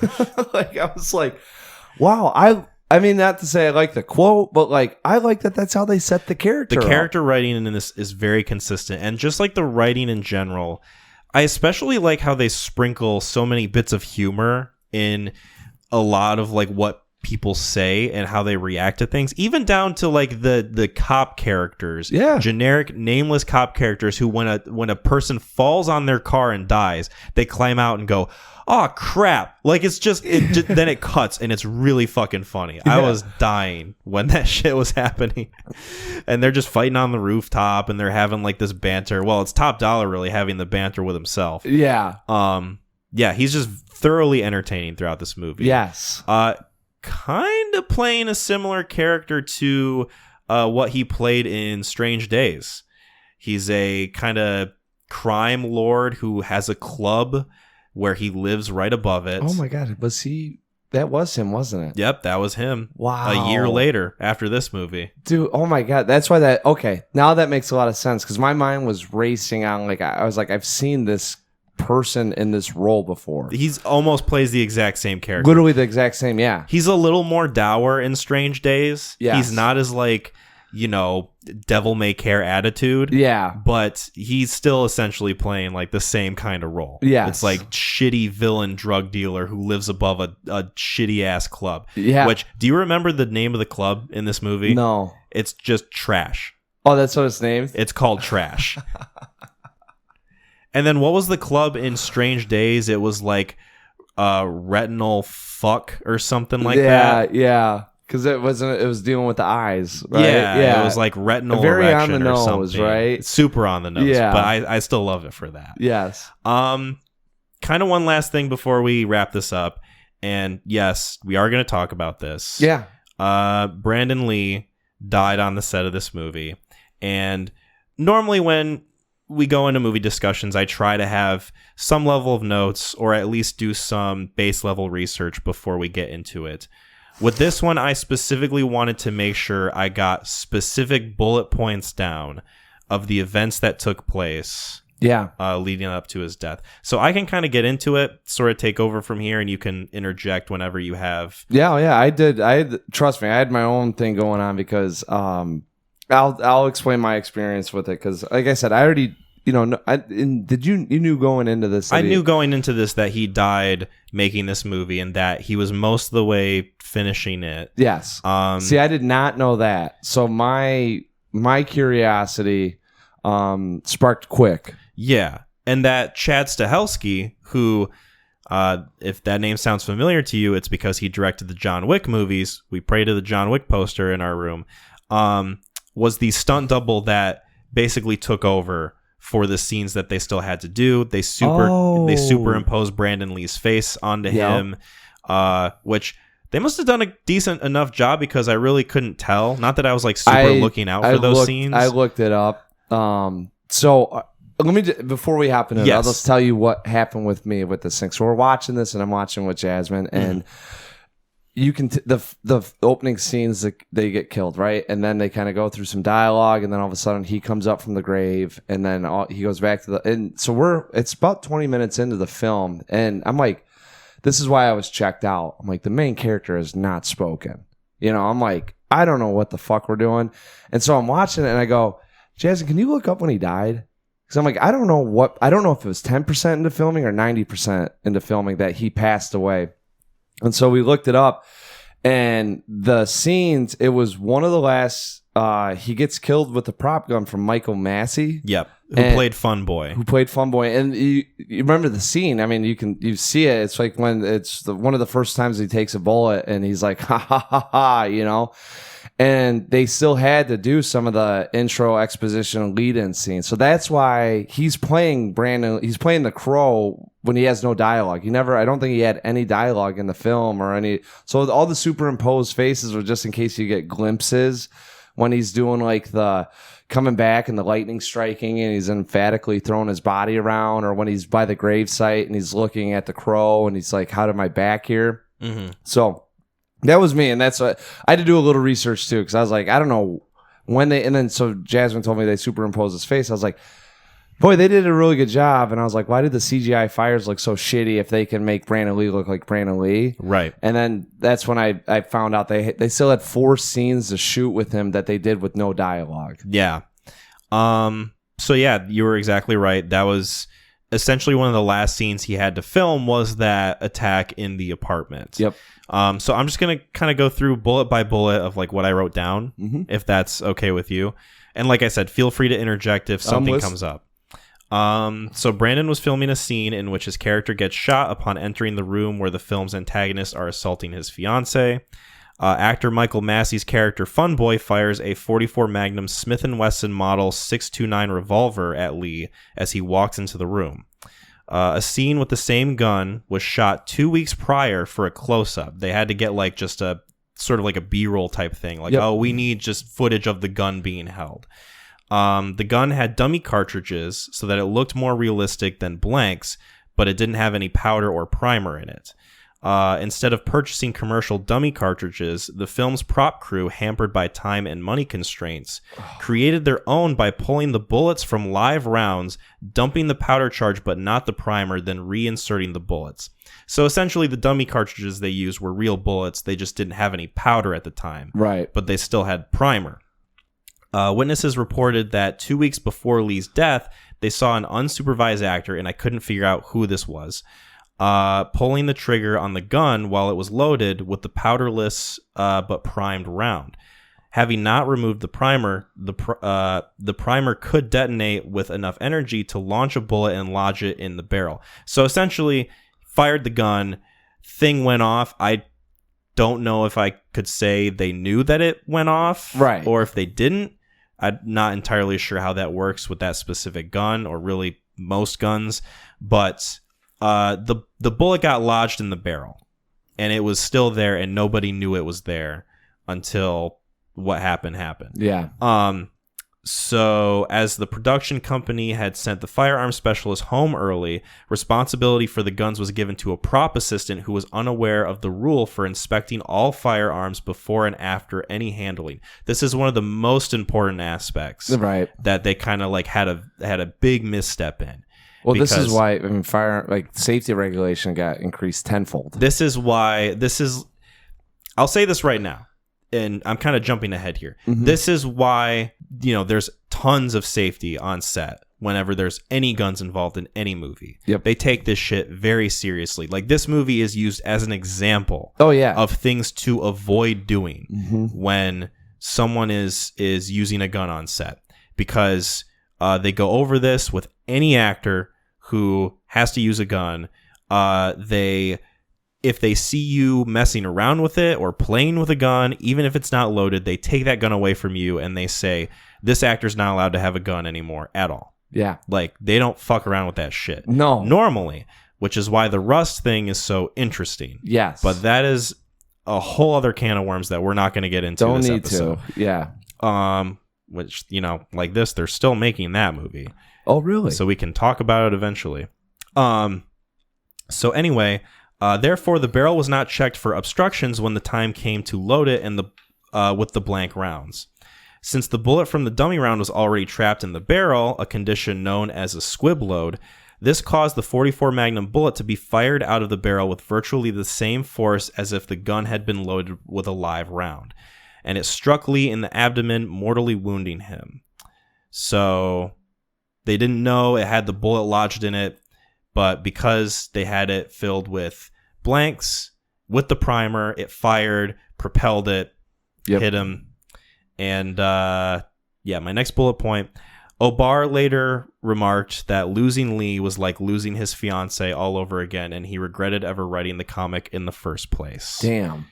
Very sad. Very just unfortunate for everyone. And this is one of those things where, as far as I could tell, there were no criminal charges. Very different from the Rust incident that way. There wasn't any one specific person who ever got like the blame for it. I know Michael Massey, throughout the rest of his life, he passed away in 2016. Yeah. He was very traumatized by what happened. Obviously, survivor's guilt.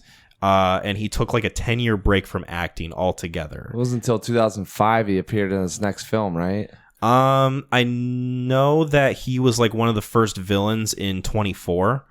The TV show. Oh, okay. So I know that was kind of like a thing for him. Yeah. That was like a bigger deal that like, oh, this guy's returning to acting. I think before that he did like some stage stuff, you know, shit where it was guaranteed you wouldn't have a real gun. Yeah.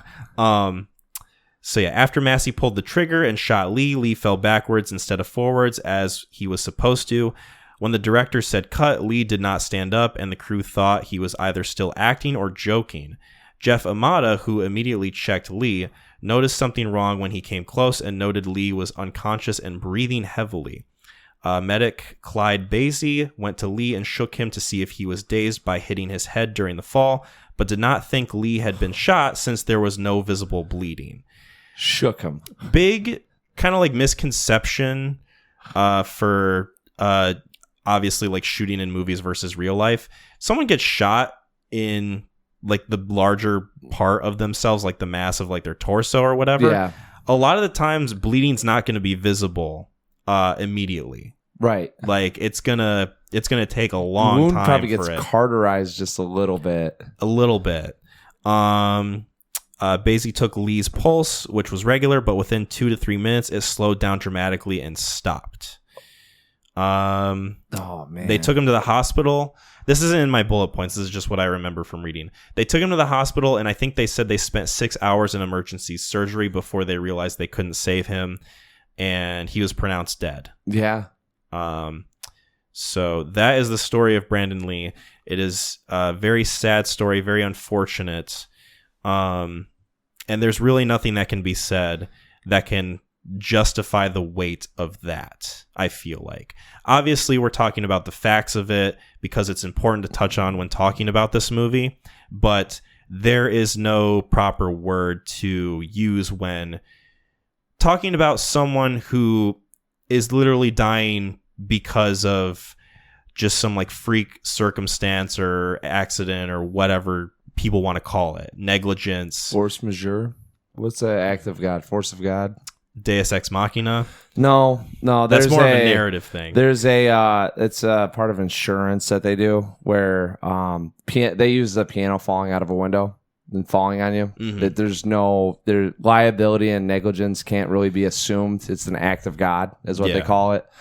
There's just no way of with this, it probably could have been stopped. But there's so many series of events that occurred for this to happen. That's probably why criminal charges didn't happen either. That and regulation, if it's not that great, you're gonna right. This was basically like the thing that tightened regulations of like gun use and safety on set. And obviously since then there's still been things. I mean, we mentioned Rust. There was a horrible accident that left a stunt double paralyzed on the set of a Harry Potter movie. When it comes to movies with dangerous stunts, I feel like there's almost always going to be something that happens every now and again. Regulations can only go so far. It exactly. Can't guarantee 100% safety. But with something like this, it was just purely like just unfortunate. Yeah, well, and it helps say that there's a blind spot in some of the things that we're doing, and obviously we have to take. I mean, that's just kind of how evolution works. Introducing problems that they didn't necessarily think were problems. Yeah, well, like you said, I mean, this wasn't just like someone put a live bullet in this thing and shot him. Mm-hmm. I mean, there's probably about 5 events that had to have occurred for this to happen, and even though with the smallest probability of that gun going off, it still went off. So. He was 28 years old when he died, a year younger than I am, which is kind of freaky to think about. He accomplished a lot in his short life. And sort of because of that happening, this movie is sort of etched in stone as like a legacy piece for Brandon Lee. Like you think of The Crow, you think of that incident, you think of this being like almost a definitive work for an actor. Yeah. Like just because of like the extenuating circumstances and everything going on. And it really is sort of like a reflection of the art in real life. He's playing a character who died, is coming back, does what needs to be done, and is a character who, because he's so well performed and because he's a character that's very well written, is someone that you're with. And that just sort of paralleled with the real life of like who he was as a person, like what people say about him. It's just kind of, I don't want to use this word in a cheesy way, but profound. Yeah. Yeah. There are things that happen. I'm glad that it went the right way than the wrong way. Your legacy, if this was not that great of a film, I wonder how it probably wouldn't be defined of us talking about him being so beloved in The Crow. Yeah. But it does help out that when this is kind of your signature piece and such a weird turn of events or happenstance is happening, I mean, yeah. I think that's a good spot for us to kind of wrap this up. Yeah. We have been going a while on this, but I think it's important to touch on that as much as we can. That the Brandon Lee, the incident that happened with it. Also, it's probably good that his family or his fiance or wife, I think a lot of people just, I mean, it was an accident. And it might be hard to come to terms with it being just an accident. It wasn't really anyone's one fault. It seemed like a collaboration of just a series of unfortunate events for it to take place. So, it's good that everyone kind of just recognize this happened. We have to grow from it, and we have to, and they helped out movie regulations with at least with gun props quite a bit, making it more safe for actors that at least feel safe for doing it. So, not all is lost with the loss. I have one more bullet point that I would like to read, and then we can give our ratings. In an interview just prior to his death, Lee quoted a passage from Paul Bowles' book, The Sheltering Sky, which he had chosen for his wedding invitations. It is now inscribed on his tombstone. And I'm going to read this, and this will be kind of the last thing. Because we don't know when we will die, we get to think of life as an inexhaustible well, and yet everything happens only a certain number of times, and a very small number really. How many more times will you remember a certain afternoon of your childhood, an afternoon that is so deeply a part of your being that you can't even conceive of your life without it? Perhaps 4 or 5 times more. Perhaps not even that. How many more times will you watch the full moon rise? Perhaps 20. And yet it all seems limitless. That was The Crow. That was our discussion. Feels kind of weird to get into ratings right after that, but you know what? Let's pull the ripcord and do it. Do I go first? I go first. You go first. Yeah, I'm gonna give this thing I give it an 8. Love the characters, love the writing. Sometimes you just can't, like I said, sometimes with movies that are a little dated, you can't get past the fact of how aesthetically it looks, and these are moving, talking pictures. So things like that do have to get roped into the score, but very enjoyable and not like dour is a word that you use to describe it, and it has a dour feel to it, but emotionally speaking, or from entertainment at least, it's not a dour film. It does have lighthearted moments, and there is some levity with it, so it feels like the right mixture, and that's why I give it an 8. Yeah. I had this at a 6, but this is one of those discussions that has kind of lifted it up for me enough to where I can confidently give it a high 7 out of 10. Yeah. Obviously, I don't think this is a perfect movie. No one does. It is very steeped in the time. Some visual aspects just don't work, but there is something undeniable about the performances and the character writing, and just a lot more going into this that you can tell had like passion and ethos behind it. So this is a 7 out of 10 for me. I'm bumping up my rating. Nice. Very nice. Yeah. Speaking of nice, we get to segue into a nice little discussion. All right. We're going from like this very emotionally kind of grounded discussion into this fucking thing. Yeah, so the other one. The other one. Oh, I gotta go to search. I'm trying to pull it up. God knows I've looked this thing up quite a bit in the last 24 hours. In a mind-boggling way. In sort of like oh, wow, I can't believe that this train crashed in Ohio. I got to look up information about it. Had I given the first watch maybe a little bit more time, I'd probably be more pissed about this thing. Because it was so fresh between like the viewings, I hadn't let the first one marinate. And so now it is kind of marinating a little bit, and I'm starting to get like more angry about this one. So we're just going to talk about it. Let's just talk about it. We got The Crow, 2024. The Crow, directed by Rupert Sanders. Oh, James. Oh, they probably give him a credit for writing the comic. Do you want to hear Rupert Sanders' other films that he's done? His 2 other movies. Yeah. Snow White and the Huntsman. Not good. And the live-action Ghost in the Shell with Scarlett Johansson. So that this movie has that feel to it. I haven't seen that movie. I haven't seen either one of them, but seeing the trailers and how they're shot, and probably I'd imagine how their dialogue and story goes, probably just as in a shell. Yeah. So made out of a tree because it's wooden. Oh yeah. I was gonna go hollow, but trees aren't hollow. That's just silly. Getting off tree thoughts. Max thinking about trees. I seriously just started going into like what trees are hollow, or what do pandas eat? Are you thinking of like a bamboo's hollow? Yeah. Are those trees? Your mind sort of shifted into like Terrence Malick mode for a minute. Real there. bad. I'm getting out of that space.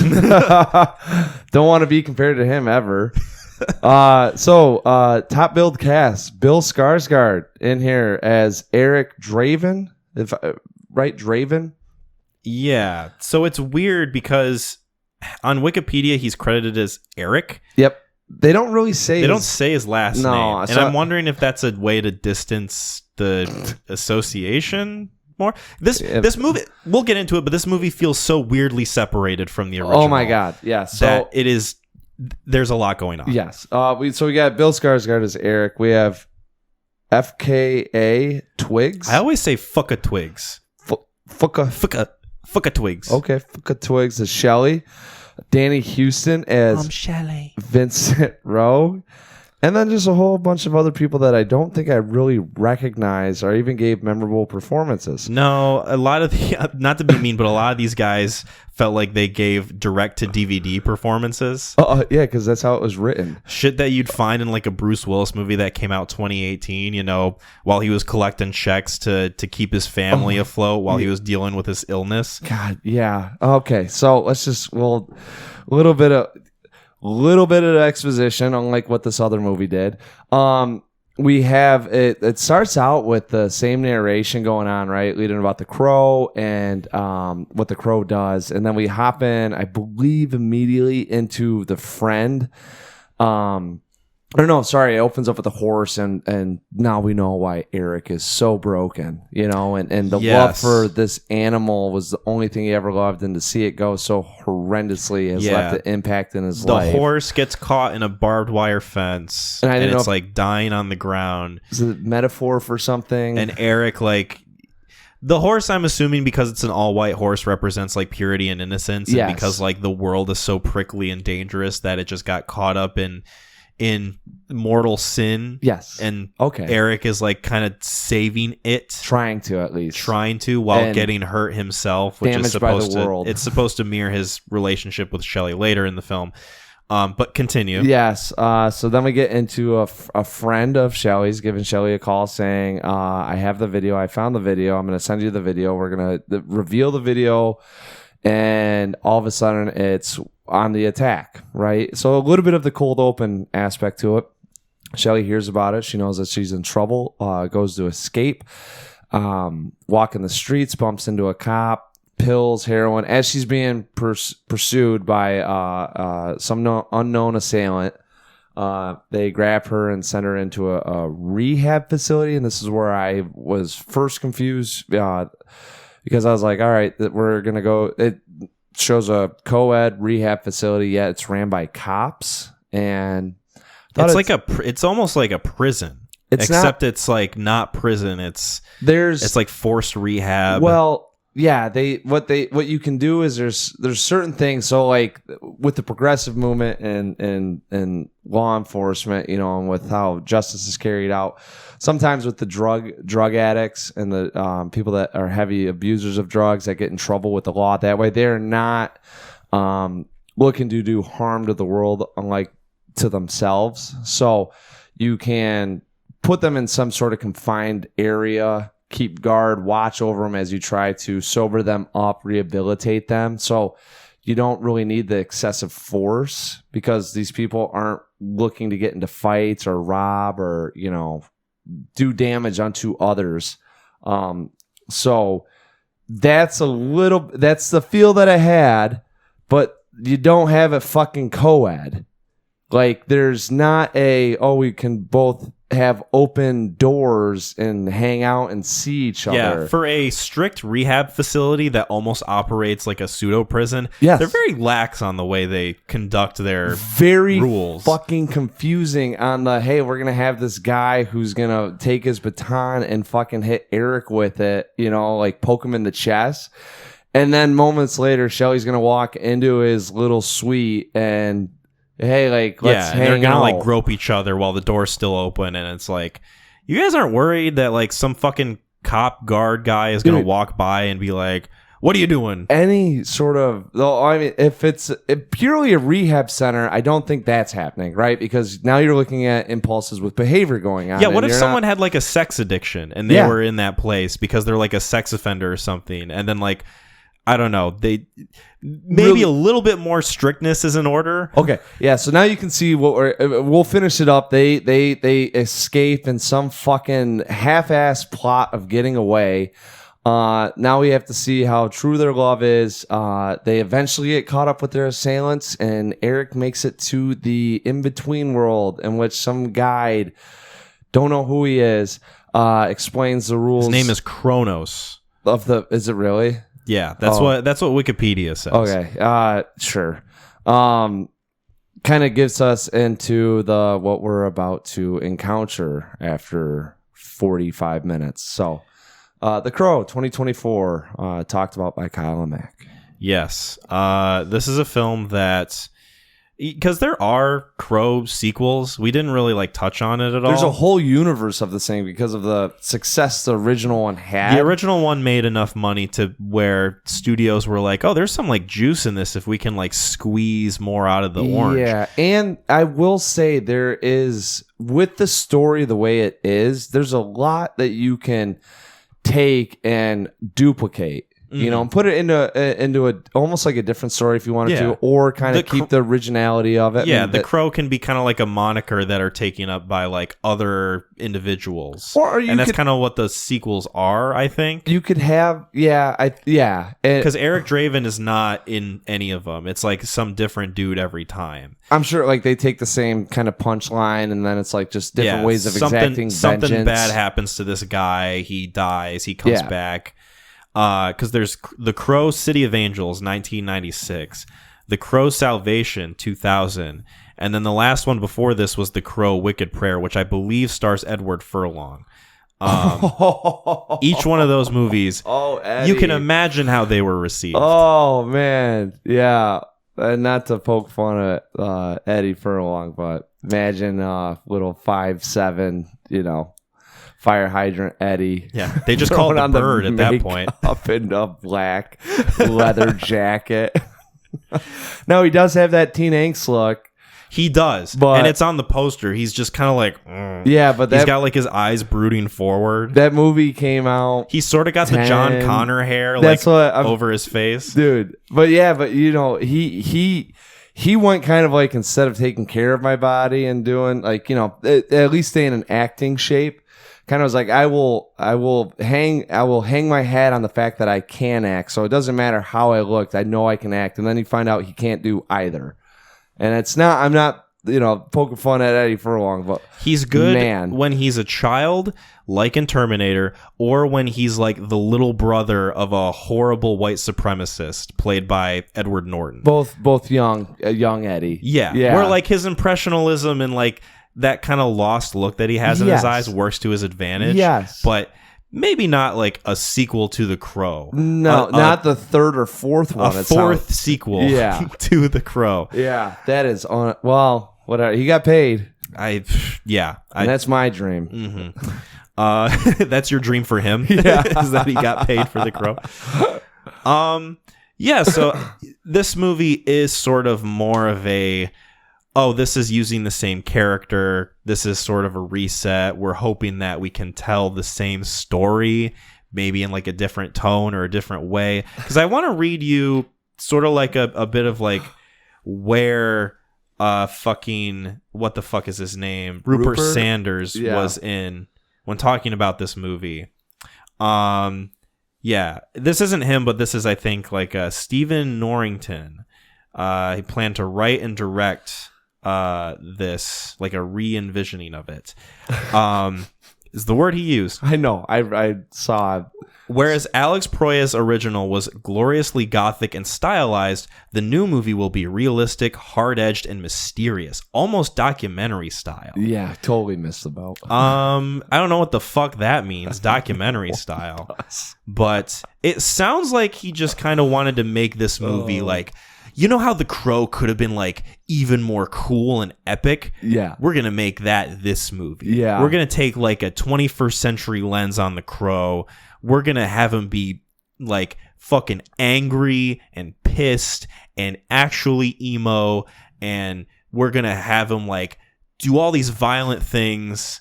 Where like, you know, there's violence in the original, obviously. Well, he gets like justice for what has been done. Yeah. But it's sort of in a way where it's like stylistic and it's interesting. Tactful. It's tactful. It's kind of like a, whoa, okay. Not necessarily like a, like not grisly. Yeah. So it's kind of like watching the first one, there was a couple questions I had, right? And I didn't really realize that I didn't need to ask those questions and how stupid I was for even thinking about them because it was answered in the second one. One was, this world, how does this happen? We didn't really get an explanation in the first one. It's just kind of like some monologue comes up. Movie opens with the scene. No, but I'm saying like he pops out of the grave and he's just in the world. Mm-hmm. And it's like, I'm like, oh, that's weird. Like there's nothing, no explanation. It's just happening. Yeah, it's weird, but like the movie kind of proves itself and comes into its own. Right. I'm just saying, while these events are happening, I don't think about me finishing the film. Just think about it as I'm seeing it happening live time. Yes. The other one is kind of like, how is he going to die? How are we going to have some sort of stakes for him as a person to make sure he carries out his final act as this other being, right? Like, what could possibly happen? So because he doesn't get hurt, but then they show the crow, and it's like, oh, I got to assume that if that thing's getting hurt, he gets hurt, right? I'm trying to think. There was one other one where, his moves, like, how does he become like this, fighting action star guy? Like, he was a rock guy. He doesn't know how to fight. Where is this? But who cares? He's fucking a ghost. Yeah. It doesn't matter. He's a spirit. He's like a divine being at this point. Yeah, it doesn't. Who cares, right? So all these things I'm thinking about, and then when I get done with the film, I was like, oh, okay. Like, I'll just take it for what it is, right? This fucking one is like, we're answering all those questions, pal. You want to know how he comes back? Let's give him the in-between world. You want to see him get pissed off and how he learns how to handle a gun? We'll show you coming back. All the fucking answers, like, we need to have this needless exposition to tell you as an audience member what exactly is going on, because you might not just get it. And at the end of the day, it's a fucking ghost coming back to exact. We don't need this to have movie you. Leaves no stone unturned. None. And the way that it just shows you everything about his relationship with Shelley. Oh my God. It dilutes the effect of it. Yes. It dilutes the entirety of like the goal of what the whole story is. I got back. I mean, and I you'll probably hear me rant about this thing because I was so pissed after I left this thing. It felt like a TikToker's like world of this is what love is after you meet someone for 3 months. This is a movie that I thought to myself, fucking people who go on Facebook and share memes about like Joker and Harley Quinn being in love would fucking love this movie. Oh my God, this thing is fucking, I mean, that guy was like, you know what? I just didn't think that they were really in love with the first one. So I want to show you how you really fall in love like this. And it's just like, we're going to do a couple montages of them having sex, having fun, being free-spirited, and we're going to show them running around the house. She's going to hide behind a curtain, and they're going to like drapes her in it. He's going to like take his jacket off and put it on 1,000 fucking times during these scenes. Like, let's get out. They'll go swimming. They'll just be smoking weed and drinking, and that's because that's what really, like what you have to go hang out through. With my friends that you've never met and we don't ever name or talk to in the film. I thought that at that point, I was like, I'm watching a beer commercial. Because that's what they do in these commercials is they go, hey, like grab a White Claw, let's have fun. And then they play like some really indie music. Yeah. And they jump off cliffs. And it's like, look how free-spirited. Like, is this supposed to be an ad that I see for like clothes at Target or something? I was like, it felt like a perfume commercial is what I thought I was saying. Like people hanging out, having a good time at the water. And then I expect them to go like, you can find this same top at Target. Like, want to smell the river? It's like, what? Come in for a 25% off sale. And then their love is so pure. But if you ever think you don't love me harder. And he goes, I'll always love you. If you ever find that it's hard to love me, please love me harder. Yeah. It's like, get the fuck out of here with this what writing. What are you talking about? Not only that, I'm like, they're both like drug addicts, so they're emotionally unstable. Well, you know that they're broken people, and broken people need each other. Yeah. That's the thing. Can't forget about that. We have to have that to make sure that their characters do connect. You watch the original movie, and it immediately throws you into the thick of things. And as the movie goes along, the way he talks about Shelley and how like you view the quick flashbacks with no dialogue, right? You get a really good sense of like, oh, he loved the fuck out of this girl. Yes. And this was like the most important thing to him in his life. And that is all we need to understand the stakes. Rules laid out. All right. You could be the most cynical fucking person in the world. You can watch it and be like, all right, they cared for each other. At least like, yes. And at that point, it doesn't matter. It's wow, this must have been like the best fucking girl on the planet. Yeah. If like, this is what the result of losing her is. Yeah. And then this movie, it just makes it feel like, yeah, they maybe went on like a Tinder date for like a week or something. And they're just like all of a sudden deeply, madly in love. And they tell each other how in love they are and how they can't be anything without each other. And it's like, this just loses the muster. I've heard other people say that to other people. Like I've had buddies that have said that about their girls that they broke up with. And I'm like, it really doesn't mean anything unless, so like everything the mystique is gone. Yeah, that's why I laughed when you said mystery. I'm like, what fucking mystery is in this thing? Any mystery that he wanted, he explained.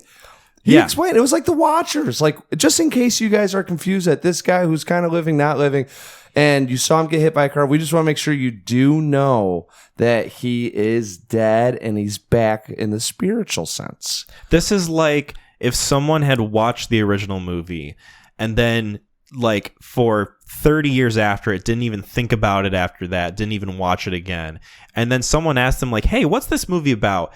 Their description of what that movie was to them would be the result of this film. Yes. It's like, oh yeah, it's about this guy who was like madly in love with his fiance. Rehab scene. They had like some issues. He was super emo. Some guys come in and kill them. Okay, yeah. And then they get captured with the plastic bag. And then he comes back from the dead Chronos. and it goes into a bloody rampage. Yep, and that's the rest of the film. And yeah, that is like a poor man's version of like a misremembering of the original movie is what this film feels like. You just pinned it on the head. I saw every scene in my head. Mm-hmm. Like you describing it that way. Yeah. Like I said, this movie is not subtle. It feels so dour. Subtle. It feels even more emo than the original film. Yeah, but it's like a materialistic emo. It's not like what it reminds me of is they took white collar Rupert Sanders and were like, what do you think emotionally broken people are? And that's what we saw. His envisionment of what it is. Not like, people like, well, and that's why I get into a little bit of what the antagonist was, but like, we're just, drug addicts. We're going to show a broken home, and then he's just quiet, obviously can't relate. Like, I think like, and then like, he's really taking a hampering to his body, and we're just going to, the free living kind of hedonistic lifestyle, where they just don't care, like that's broken. Mm-hmm. And it's like, if I jumped off this bridge, would you follow me?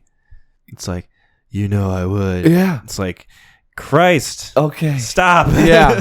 Like, we know you guys. Stop with this shit. Yeah. It lasts for like 25 minutes. Yeah. All right. I don't need that. Like, why don't you give me, and that's where some of that like emotional, which is the first one did really well. That emotional conflict, you don't need to have fucking out in dialogue and through actions. Sometimes it's as simple as seeing something and see the pain in someone's eyes as they look at an image and knowing that scarred him. Mm-hmm. Not necessarily looking at it, explaining it to his friend, setting it down, and then processing it out loud. Like, this movie is so insistent on you getting behind their relationship and how in love with each other that the more they insist on it, the less I am pulled in. Yes. The less I can get behind what's taking place. And so then when the scene comes, when they do die, it's like I don't feel anything. I feel nothing for these people. It's just like, what do I know about them? They love each other, and that's it. Like, and they're broken. Maybe it hammers home the same point over and over again to the point where like I'm just sick of this person. White cop, like her mom. Speaking of, I don't know what the mom's deal was, but I did like that when she got back before the guy showed up to kill her. There's two paintings on the wall. They're both portraits of her. The mom. Yeah. I was like, I noticed that too. I think it's going for vanity. Deeply here. like narcissistic person. Yeah. Didn't give a shit really about her daughter. Yeah, but still like, yeah. And I get that. But why don't we we could dial it back a little bit? Everything in this film too, which kind of cracked me up, looks so expensive. The production design is like weirdly sleek and like kind of monotone, very like gray and black and like almost like too clean looking. Yeah, too clean looking for something that's supposed to be like, we're gonna be really gritty. Like, but I can't we want pinpoint you guys a style for this movie. I can't either. That's what we talked about marketing. It's sort of like Opera House wants to be like higher class, and then like showing these people who are like rising up from the lower class and like taking them on. It's like infiltrating the elite of the rich. That's what so the antagonist of the film, I think it's just the sin of man I kind of got into, because there's greed, there's vanity, but also I think he was supposed to represent trauma for what's happened in lives. That's like seeking out vengeance, because he's obviously done things to other people. So I think, and like he represents kind of like that emotional imbalance that people have from traumatic experiences, and he exacts that on others, Mm-hmm. But like, Yeah, because of the no theme, no tone, or poor tone, and kind of what we're going for, it's hard to pinpoint exactly what he was supposed to reflect besides just pure evil. Yeah. And even then, he does it in such a, like you said, like a white collar rich way. What is the theme of this movie? Because I can easily pinpoint the theme, or at least one of the themes of the original film being what goes around comes around. Yes. Like, your actions have consequences, whether or not it's the idea of revenge or justice finding you, but however it works out will work out. Mm-hmm. And sort of like the restlessness. Well, and true love. I mean, I think true love's in there too. True love, but like, is that what the theme of this is? No, not this one. I'm saying the other one. Like, yes. You get a sense, like Eric he's driven by, one, to exact vengeance, but two, for justice for his fiance. True love that isn't necessarily like anger, it's more passion. Yeah. You know? Yeah. Whereas like this one feels wholly driven by just anger and rage. I look at this character and I don't feel like he has the capacity to love. I just feel like he has the capacity to just go and stab a bunch of dudes in an opera house. See, that's what, like you said, anger and rage. I didn't even get that sense. Like the whole, it's such a weirdly muted performance. He's literally just going because on the script it says your next scene is this. That's it. Like, that's all you feel that's going on. Yeah. And like, what do you think about Bill Skarsgård? Because I don't know if I can necessarily say he's giving a bad performance. I just think he's being poorly directed in that it's so unclear what they want him to do and what they want his character to consistently be. It almost just kind of feels like they told him, you're an outsider character, you don't belong. The only time you're ever truly happy is when you're with her, and then after she's dead, you're just kind of pissed, but also brooding. Like, you don't want to be too passionate sometimes, but other times you want to be clear that you're angry. It's like, okay, well, like, what are they telling him to do? What are they telling him to be? So as a foundational piece, right? You're looking at a broken person. I think that some of the hardest acting that you could do in this world is try to get in the mind space of someone that is emotionally broken. You know what I'm saying? Like, and then that's where, like, some of the emo stuff comes out, is that some people are scarred, they're a little tormented. There's an appearance though that presents it that isn't necessarily someone that's just done with life, but necessarily kind of projecting in a way of how they're feeling, right? So he comes off as supposed to be emotionally broken, but I'm getting more of the appearance that he's more emo, and you're driven by the love that you have for this person, but obviously you can tell that all of it is superficial. So like, his whole thing just felt, not bad, but more superficial, and of the sense that he doesn't really know what's driving the character. Yeah, because it feels very confused. If you bought the relationship, I feel like people watch this film, and if they buy the relationship, you feel a little bit more passionate about what he's doing. But even then, it's not even really tactfully done. No, it's very like, because a big reason why I love Brandon Lee's performance, and I didn't mean to cut you off. No, you're good. A big reason why his performance works specifically is because he is able to match that like passionate sorrow with the sort of kind of like otherworldly energy that he has when dealing with the people that he's dealing with in the movie. Like, and you can also tell like in the flashback scenes, like, oh yeah, this is like, a guy who enjoys the life that he's living. He's not necessarily like angry with the world or like, forlorn or like brooding or anything. Totally unlike the way this character starts out. The death scenes that you get with Brandon Lee and him exacting his revenge are very intimate scenes. Mm-hmm. They're so it feels impactful with what he's doing.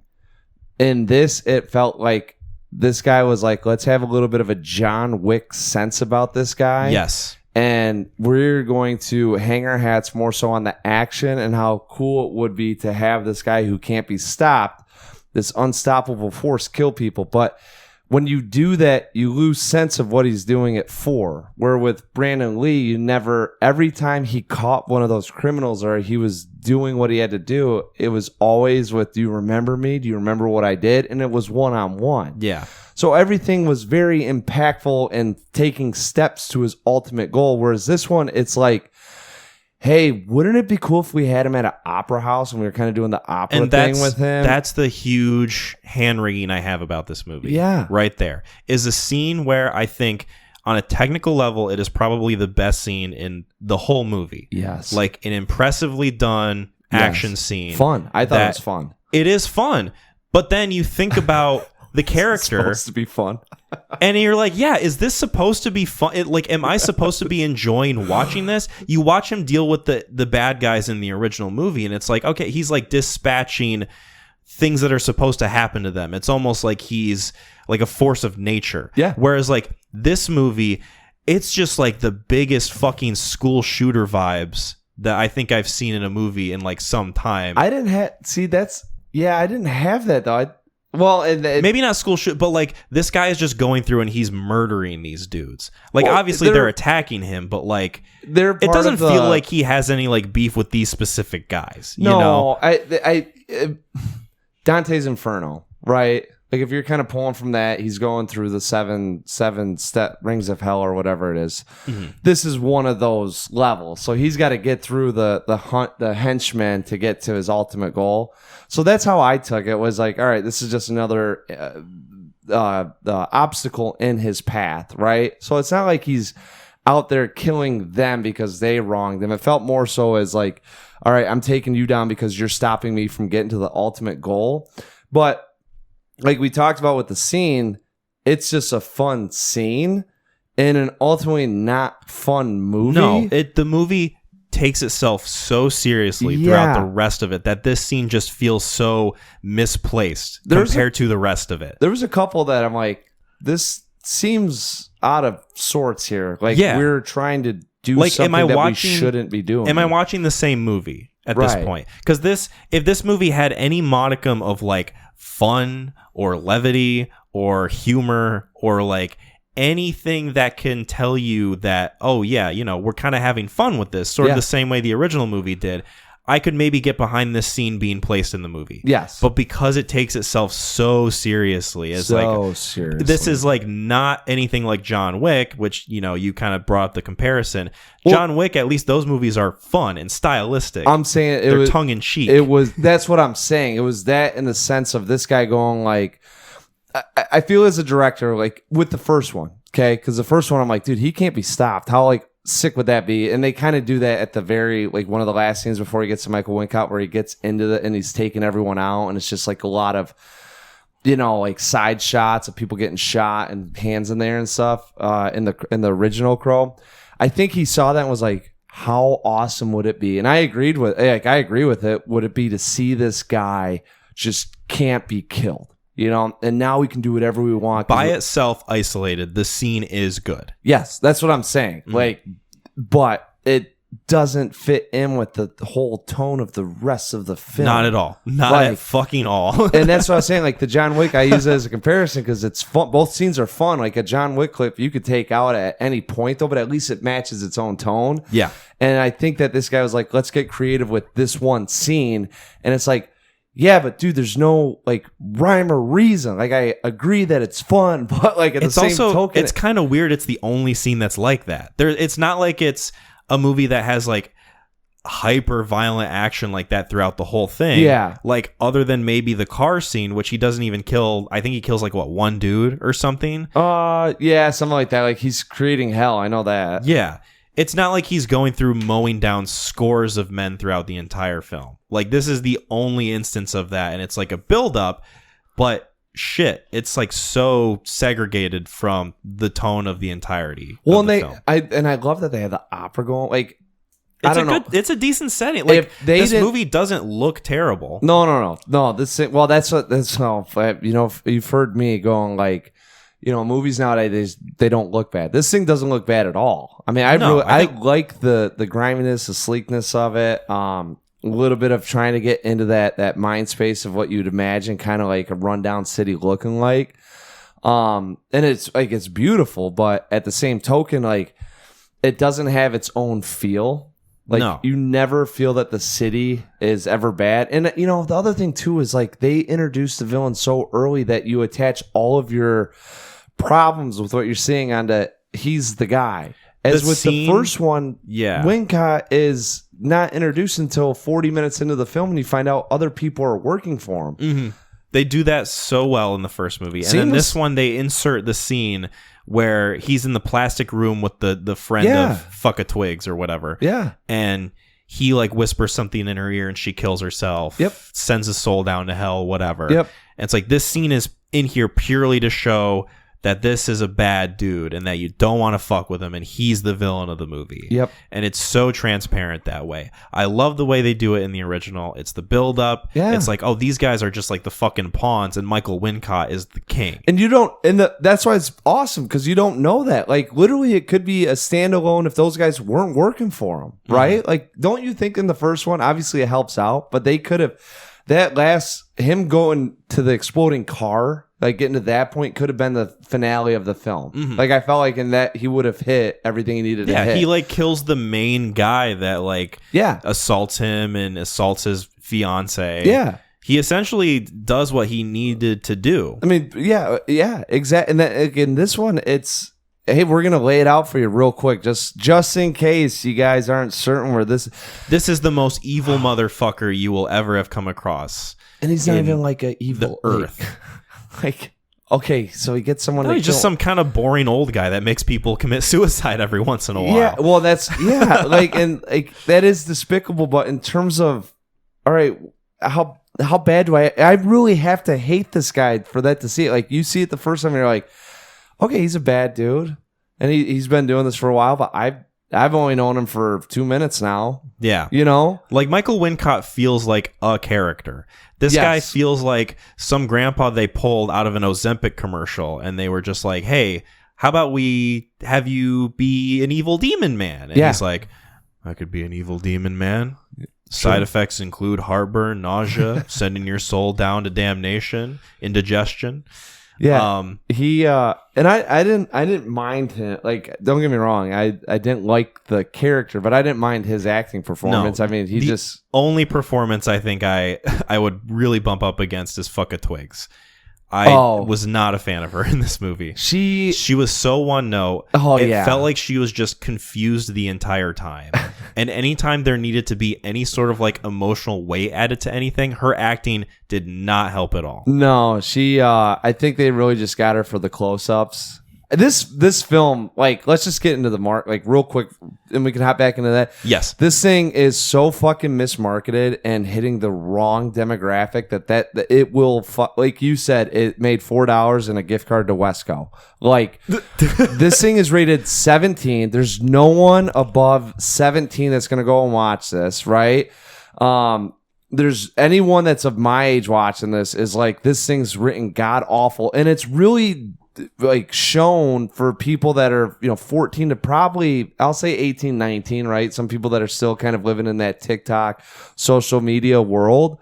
Like, that's who this thing feels geared towards. And I think they were trying to hit like the 21 to 25 year olds. Yeah, her casting feels very purposeful that way. Felt like it was like, let's get the Instagram chick. Yeah, here's like a recognizable artist who young people will like latch onto, because otherwise, like, what the fuck else is there? There's her inclusion in the movie, and then there is Bill Skarsgård's character design, which, can we please talk about that? God, well, just in case he's not broken enough, let's make sure that people know he's broken. So I don't know if you remember seeing the promo images that came out when they released them for this movie for the first time. It was very striking because people were aware of like, oh, they're making a Crow movie and it's going to have Bill Skarsgård, and people were kind of like, they were raising their eyebrow a bit, but they were like, oh, that could be interesting. I like Bill Skarsgård. He's got like a unique face. Yeah, I think he could have. He's a good actor. Yes. And then images of this came out, and immediately people were dunking on it because it was often being accurately described as SoundCloud rapper version of Eric Draven, who looks like the Jared Leto Joker from Suicide Squad. Yes. Like, the character design immediately turned people off. I was seeing so like he gets the black blood on his face, and he turns into that like the recognizable figure, and I'm like, is that the Chelsea Smile? Like, why does this have like Harley Quinn Joker vibes to it? It feels like it's really leaning into, and that's kind of what I said about like Harley Quinn Joker people liking this movie, is it leans into... I don't think they would though.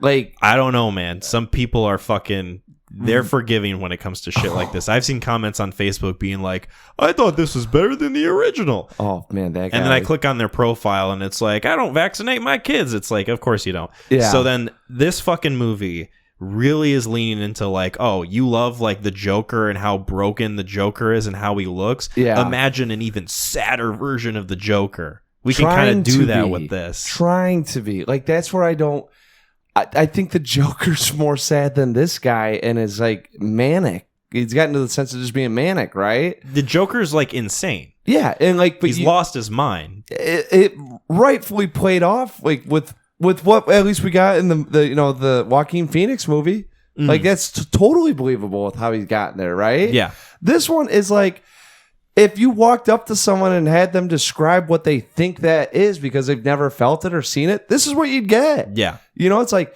we have to have, that's why I keep calling it superficial, is we're going to have the look of it. But emotionally speaking, people that have shit going on, it's not superficial. No. You know what I'm saying? Like it's real world.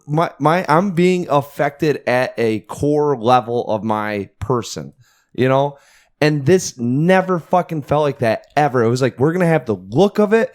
We won't ever explain it, and you'll never get the feel of it. And that's how we're going to hit you. Yeah. They want this movie to sort of appeal to people who are like, oh, I want to see something that's twisted. Yeah. But then they go and see it, and it's like some of the most milquetoast thing that like you've ever seen put to screen. Guy had no passion in it aside from some of the violence. Like, some of the violence itself is like, okay, it's got like a little bit of juice, but I kind of thought it was fun. Like we said, it's like a weird puzzle piece that just doesn't fit into the rest of this. Yeah, I mean, maybe if you had it like, some like evanescence going on while he was going through that opera house, like that would have felt like, I would have jizzed immediately. Whoa! Did anyone hear that? I would have had some white face paint of my own, if you know what I mean. Yeah, and like, but that's not happening. That's not what people get. That's not what this movie is pushing forward. No, there's no like deeper thing going on. No. It's very surface level, and his character design does not help that. It's like, we want to draw in the younger crowd by like giving him this like fucking Zoomer mullet lawnmower cut, weird with like these awful, like, I was trying to doodled on tattoos. I was like, at one, like, whenever they did the close up, I was like, what has he got on him? Because I just want to see what they just threw on him. Not many people caught it, but like when I posted like the edited poster of like us talking about the movie, I put the damaged fucking tattoo over my eye because it reminds me of like that sort of thing of like, oh yeah, this is like, look at me, I'm like addicted to Xanax, and I go out and I yell at women. Ugh, I drink Monster. Like, it gives off that vibe, and it's like, I don't know if I want to watch a movie where the protagonist looks like this guy. Yeah, like sure, some people maybe do, but that's not a big demographic. No, and like, it's just unfortunate that they're like, well, we're not going to get it done with the writing, so we're going to get it done with the looks, and that's what they lean into with it was. Just in case you're not sure or you didn't really pick up on the horse, he's going to look like he's hurting. And that's where it gets like really into, okay, this doesn't feel authentic, original. He doesn't feel like he's really hurting. Like, you guys can make him look like that. It's the movie telling us that he's sad without really like convincing us at all. And that's why it gets really annoying. Yes. Like, okay, now I have to watch him and I have to be reminded. Like, every time we see him, if he's like shirtless or tattooed up or whatever we're seeing, it's like a subtle reminder just in case he's a little fragile, and yeah. There's scenes in this movie that like the way they're written and the way that they're kind of performed, it almost makes me feel like Eric is a psychopath. the scene that I'm specifically thinking of is the guys come in. He's in the apartment with his tattoo friend. Yep. And the guys come in. They like attack them. They shoot his tattoo friend in the head. Yeah. And he's on the couch and he's slumped over. And they get through the whole scene of like him going in the bathtub. He like makes a deal. He comes back, kills the guys or whatever. And then the next scene after that is him just sitting on the couch smoking a cigarette. That's the other scene that I was out of place. And his friend is just dead. Yes. His friend is dead. He's got a hole through his head. Yes. And he's just sitting there dead next to him. And he's like, motherfucker, I'm going to kill these motherfuckers. And yes. It feels so weirdly emotionless and out of touch. That's the other. It's like, you don't give a shit that your friend is dead, like right next to you. Yes. Like, okay, sure, all right, dude. Because I watched this last night. He's smoking a cigarette, and then he says to the other dead guy, "Here, hold this," and puts it in his mouth. That's what he does. And it's me and 4 other people in this thing, right? I had no one else in this theater with me, by the way. First ever. I couldn't fucking believe it. First ever time I didn't have anyone else in the theater. Someone beat me in there, and I walked in, and I was like, I hope this sad sack has to do a podcast too, because I don't know who. And then, then a overweight gentleman in a cutoff and jeans walked in with his grandpa or dad. I didn't talk to him. And they walked in and they were kind of being loud and like a little obnoxious just before the movie starts. And it's kind of like, is this a prelude into how they're going to be?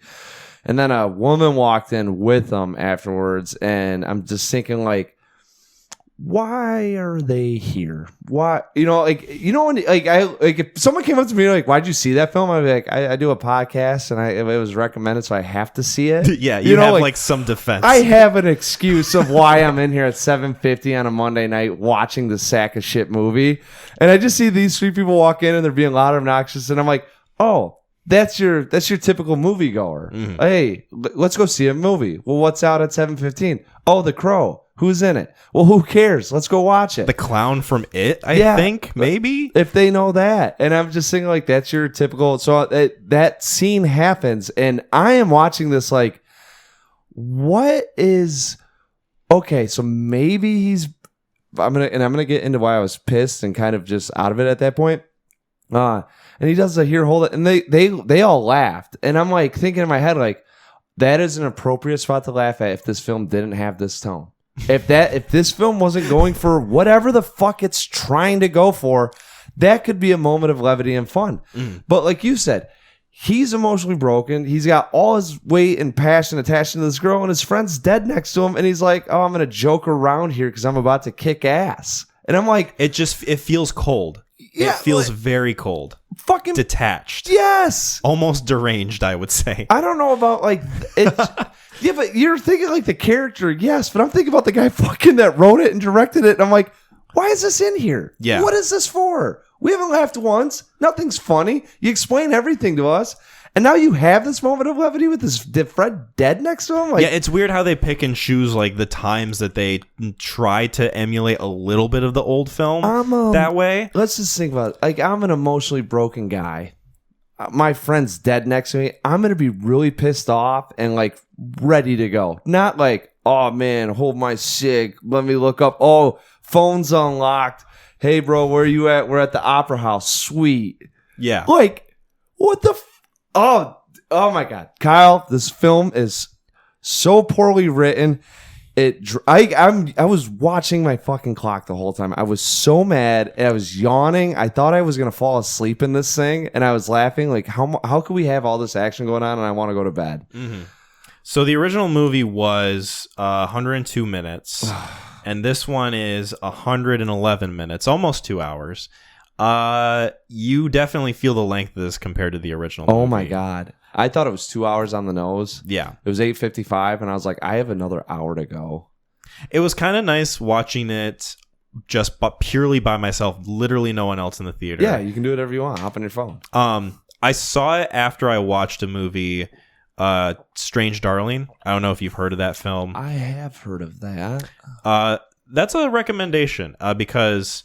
that is a nice kind of like tight genre thriller, sort of subverts what you expect from it, and it's very well filmed. Is I would say. Is it new?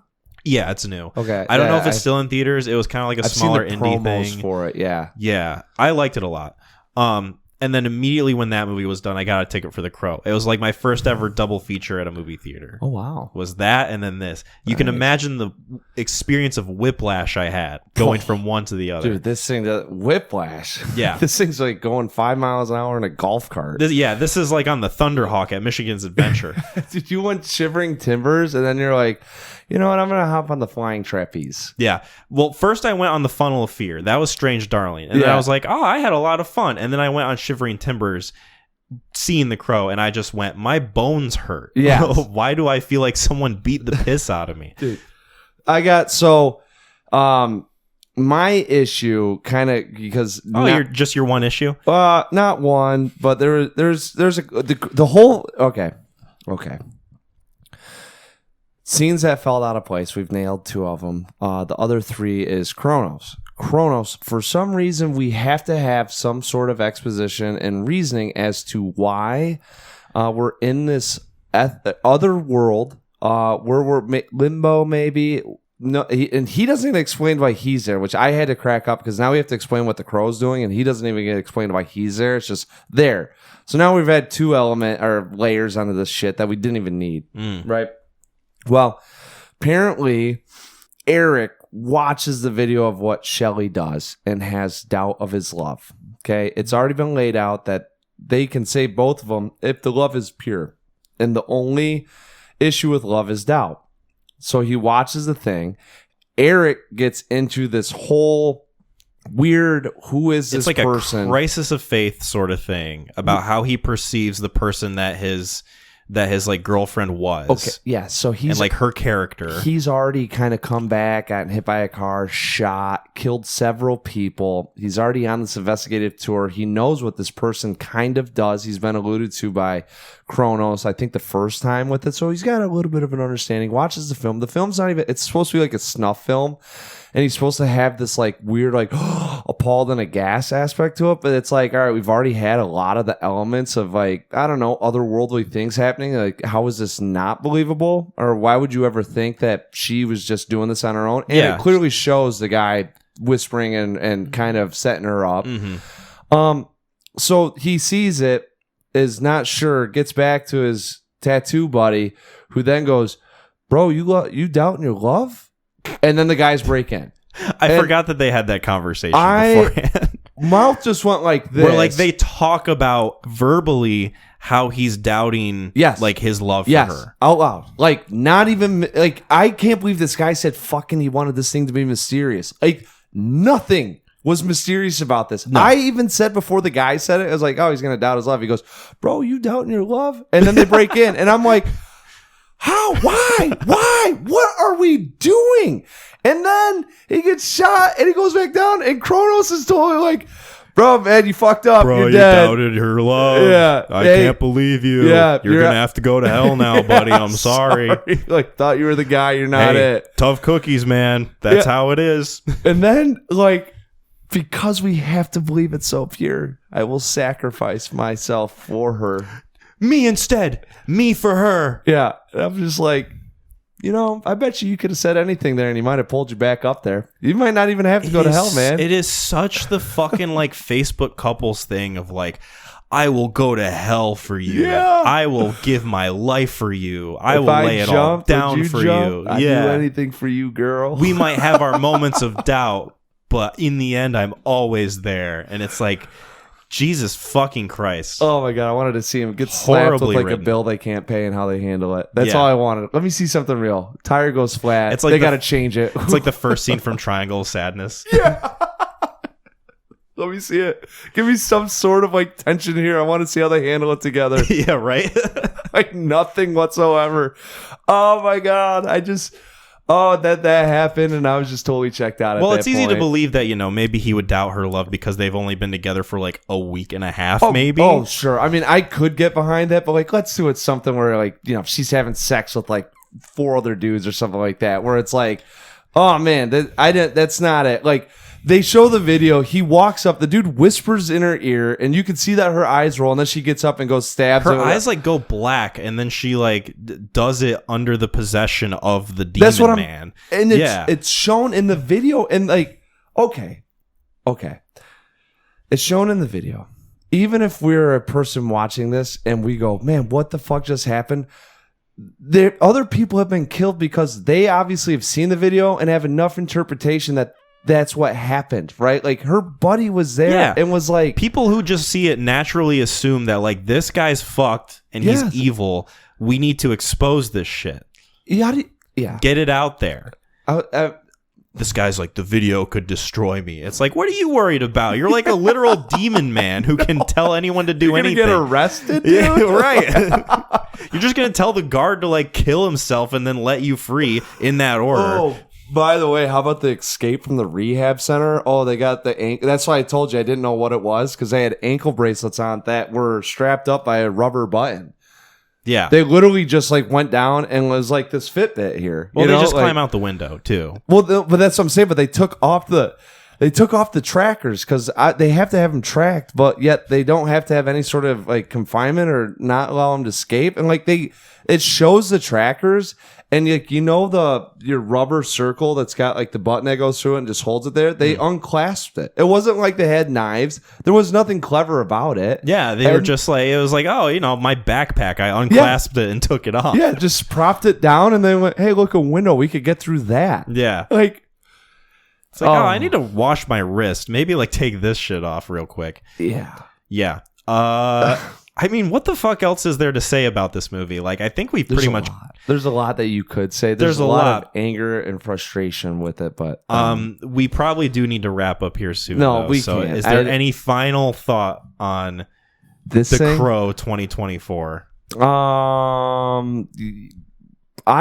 This is what you call a nothing burger. This is one of the bigger nothing burgers I've seen in a while. I think the only redeeming quality that this thing will ever have in my life, if ever, is the opera scene, in which I unfortunately characterize it as fun and what should be a very depressing, broken film. So, like, yeah, it's almost sad that scene is in the rest of the movie. It really is. It's like one of the things that frustrates me. Like, you have to mourn its loss. Yeah, exactly. Like, why couldn't you be in something else? Yeah. Why couldn't you be in a better movie? That makes sense. No, just to go on with, just in case anyone is really ever thinking about this thing, don't. He gets handed phones with locations of where to go to next. That happens like 2 or 3 times. Yeah, he kills someone, gets their phone, and then it's like, oh yeah, we're meeting at the opera house. Oh, by the way, we're meeting at this dude's house. Yeah, and it's like, oh, I don't even know how he found the last guy either, because there was no cell phone or anything. That lady said something. She like told him that he was at like his mansion in this fucking place or whatever. And then he cuts her head off, goes on. There's another thing too. I forgot that he does this. He like cuts their heads off, goes on stage where like the opera is, traumatizes an entire room of people. Yes. And then just like, that's it. Yep. That literally for no reason. No, that's what I'm saying. Psychopathic tendencies. Yeah, but like, yeah, I don't know. Maybe I'm giving psychopaths more credit. Like, maybe. I just feel like if you're gonna go through and like brutally execute 30 men in a row, yeah, there maybe is something mentally not there. No, but yes, I agree. If he's human, which is some of the fascination with this thing of, we just kind of keep giving the pass of he's a spirit. Like, his motivations. He's a spirit, but he acts the exact same way. Right. I know, but that's what he did in life. Like, that's what I'm saying. Like, there should be more of a free pass with what you want to do with this person because of that. Yes. Like, he has experienced, seen death, and be brought back. So, like, some of whatever he's doing, there should be less maybe emotional confliction that we think about what's going on. Whereas, like, that scene you're talking, it is kind of psychopathy, but I'm also like, nothing's attached to it. And I don't think he gets any sort of pleasure or pain doing it. It's just feels like for cinema alone is why we're doing it, which is lazy. It's stupid. It does nothing for anyone. No. And that's why it's a nothing burger, because I just can't. It's like we're setting up some of what he's doing, but we're going to lose sight of it. And also we'll remind you, but nothing of his actions really makes sense onto what he was brought back to do, which the first one was beautifully done, because everything that guy did led to the next point. And there wasn't anything he ever did where you were like, I think the only thing maybe was him talking to Lieutenant or Sergeant Albrecht, right? But Sarah's under that dude's kind of care. So it's like... And that scene is effective because it's like the first scene that you watch him in where he's like kind of acting like a human being again. Yeah, but he's still doing it under the guise of what he's back to do. Yeah. You know, like... This one wasn't. This one was just like, whatever. It's kind of cool that he's got tattoos everywhere, and let's have him chop off heads and throw it at people. Like, isn't this cool? Yeah. Isn't it twisted? Shocking. Revolting. You're going to piss in your ass when you see this movie. No, dude. It's like, oh, I don't know if anyone was, and it's not even horror. There's nothing like really scary in here. It's just like... No, well, it barely feels like a superhero movie. Barely feels like a movie. Barely feels like it's a form of art. I think that's a good place to kind of wrap this up. If there was nothing else, I don't think I have anything. It is. Boy, oh boy, Lionsgate having a murderer's row of hit after hit, because between this, Borderlands, which I think is on track to have made less money than this movie, and then Megalopolis coming out. Man, that thing looks helter skelter. That will be one we have to talk about. I think so, but I'm also very nervous because our boy Coppola's directing it. Yep. Passion project. He's acting like this is a swan song of sorts. Yes, and the trailer for this thing. Did you see the trailer? I saw the the one that played before The Crow. Yeah. It was wild because it was the first time I had seen the trailer in a theater. Yes. Even though the movie's supposed to come out in like less than a month. Yeah. And they still played like reviewers for The Godfather said that this was a piece of shit when it came out. Now look who's talking. And it's like they AI'd these reviews and put them in. And the marketing was like, oh, he's a misunderstood genius. Like, people didn't give him credit then, but look at it now. It's like, motherfucker, Godfather, when they came out, was praised, was lauded as like one of the best movies of all time. What the fuck are you talking about? It's like everyone, you got to grab the one guy that said something and throw it on there. But it's like a woefully misguided trailer that they were forced to take down. So I'm so confused as to how it still played before The Crow. But they've already got. I have no. I don't know. And I saw the trailer for that thing. I was like, I don't know what we're getting into with this thing. People who have seen it, like critics who have seen it at festivals or whatever, say it is messy. It is like incoherent. You think? It is like a jumbled fucking mess, and I can't wait to watch it. I can. So excited. I will say I can wait to watch it. It's funny because that thing came out and I was like, I think Kyle's probably going to want to see this thing. And when that trailer ended, I was like, I don't, there's, you know what trailer it reminded me of, which is really crazy? The Last Mimsy. I don't know if I know that one. I believe it's called The Last Mimsy. It's about like a bunny, like a toy bunny rabbit. Okay. That is like an alien and brings kids up into an interstellar space adventure. I'm the market for it. I was 12, 11 when I saw it. I've never been more confused about what a movie was supposed to be. Right? I'm like, you're watching this thing and I'm like, is this like aliens coming to Earth? How's that thing alive? Why are the kids there? Just seems like this thing's gonna be all over the map. Like, I'm thinking like all over the map when I was a kid. And I've watched enough films to kind of get good ideas about trailers. Yeah. That was the last time I ever felt that about a trailer until I saw Megalopolis. I saw that and I go, I have no idea what this is going to be about. There's nothing in here whatsoever that makes it seem like this will be a straight line narration. And I'm excited. I'm excited to talk about it. I'm excited to watch it. Oh, yeah. All right, let's get into our scores. Yeah, let's do ratings. Let's do ratings for The Crow 2024. I'll go first. Okay. This to me, and I had it at a 4. I was willing to keep this at a level of like, all right, there's like some juice in this movie, but really after talking about it, there is a detestment of this film that I think I had just like forgotten about over time until you brought up certain scenes. Yeah. Where like it really feels detached. It doesn't really feel like there's a clear line of sight of what this movie's aiming at. And it just it feels surface level. I think really what it comes down to is surface level made for people who really just want like a twisted revenge movie with a crow painting over it. Yeah. So this is a 3 out of 10. Yeah.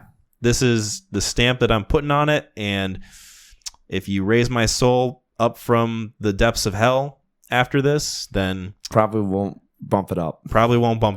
I'm sorry. So you saw me grab my phone. Yes.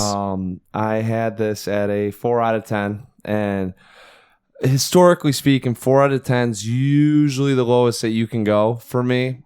Because I always go, all right. You had told me before that your lowest was a 3, typically. No. Like around there, right? Yeah, 4 is usually... A 4 is something that I'm like, worst case scenario, you can throw this on, and every time you glance up, even if you remember how much you disliked it, what's on the screen won't affect you at all. Like it won't be like no. What was your fucking movie that you God damn, I can't even think about what the guy's name is. I was gonna bring this up. Neil Breen.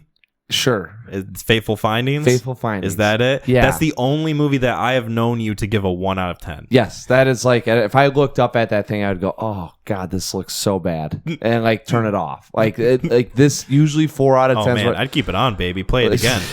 Yeah, so. Anyways, 4 out of 10 is usually the lowest I go with these things. There are historic films that have made a 3, 2, 1 out of 10. We've talked about Fateful Findings. One of the Indiana Jones movies that I don't recognize exists. I just bumped it down to a 3 out of 10. Yep. This thing is putrid. Now, and I'm not going off the looks of it. I didn't mind Skarsgård's appearance in it. I really didn't care. Shelley was sure. You could care less about like the design and could care less. The writing in this thing has never pissed me off. I haven't seen a movie in a long time that the writing has pissed me off this much. Where I've been slapped over the head, treated as a child in an R-rated film, and then constantly reminded what's going on to the point of what this thing did to me. And I don't think I'll ever forgive it. I really don't. And I don't know if anyone really cares about how I feel about this thing, but if we're speaking emotionally, this thing is awful, and I wish it didn't exist. And it's really bad that it shares the same title as the 1994 version. I mean, I think that's one of the sadder elements of this is that this now goes in the lexicon of the Crow films. I'll ask you this. Would you have increased your rating if FKA Twigs came up to you and said, I want to give you some white lilies? Some white lilies. No. That everything that happened in there. I don't know. Maybe it's just me projecting with some of the things I see with social media now going on that I'm like, this thing felt like an infomercial. It really did. There wasn't anything good, and it's just pulled scenes. Like some bad YouTube guy that did a montage, like made a 2-hour montage just pulling random clips from movies. It does, yeah. It kind of feels like one of those fake trailers where it's like Fast and Furious 11, and then they take like clips from the other movies, and they're like, "See, it's a new movie." It's like, no, you just fucked around with like DaVinci Resolve or whatever. Yep, they did that for an hour and 50 minutes of my life. Yeah.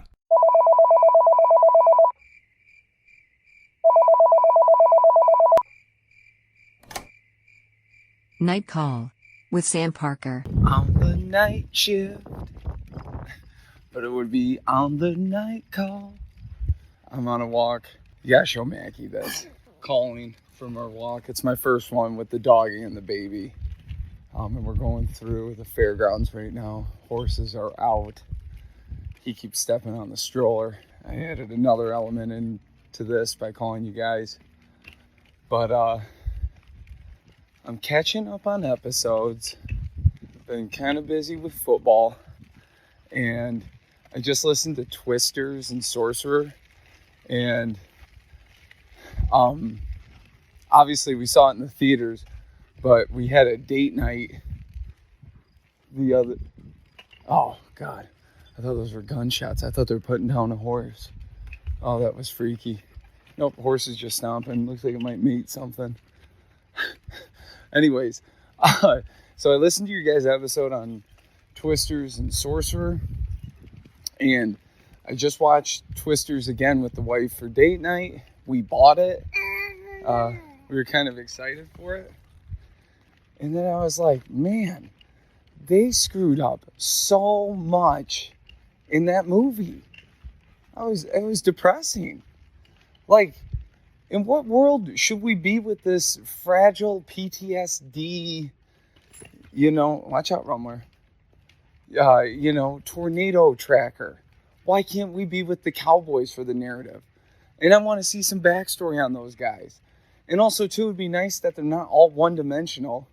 Like, oh, you need to go potty? Go potty.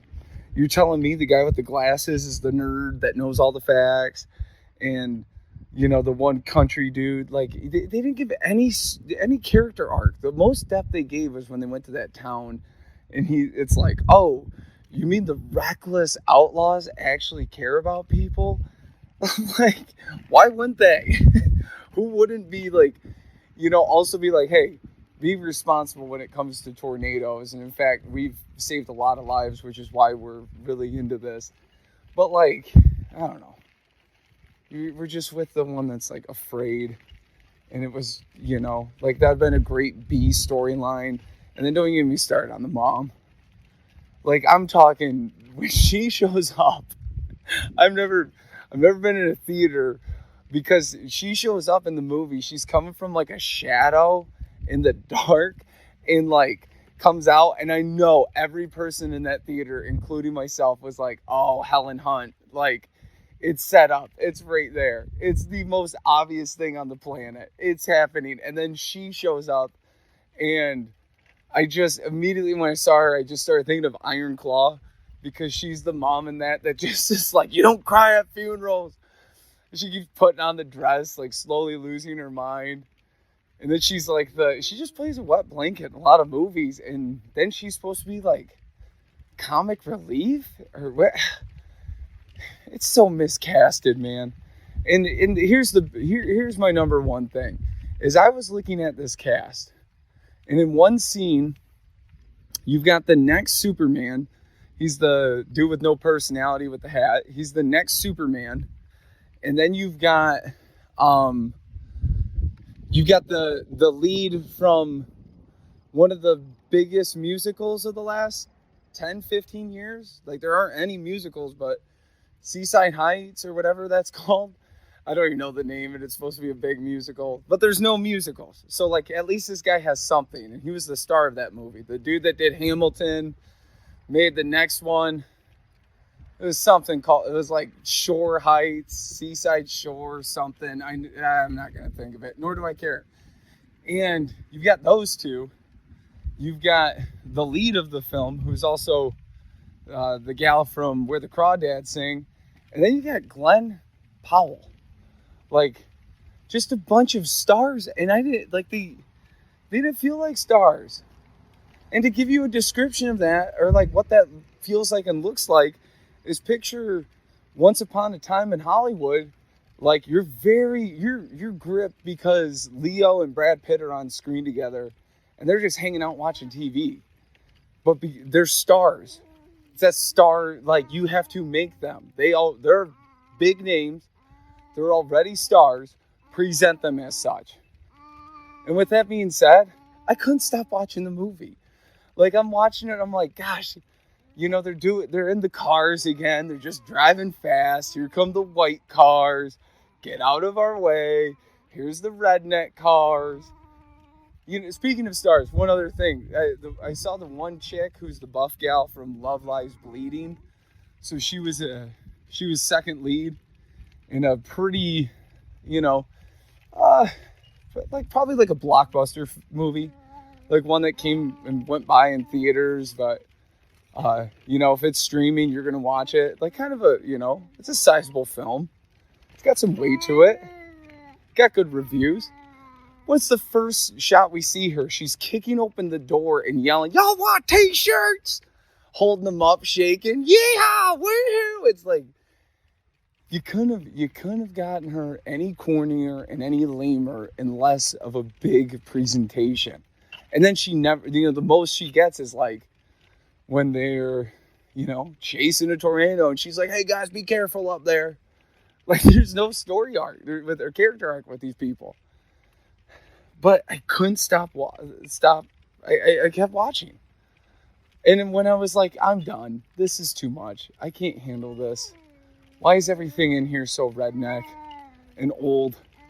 Not like redneck, but like it's just like that motel they went to. They couldn't go to like a normal Holiday Inn or just have something like that wasn't like they come in that motel and they're like, he's like, "Hey man, first the toilet clogged up and then the AC went down and we don't have cable."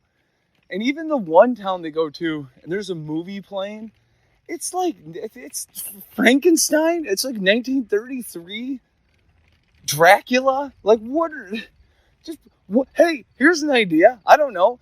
Play the first movie. They have that in there.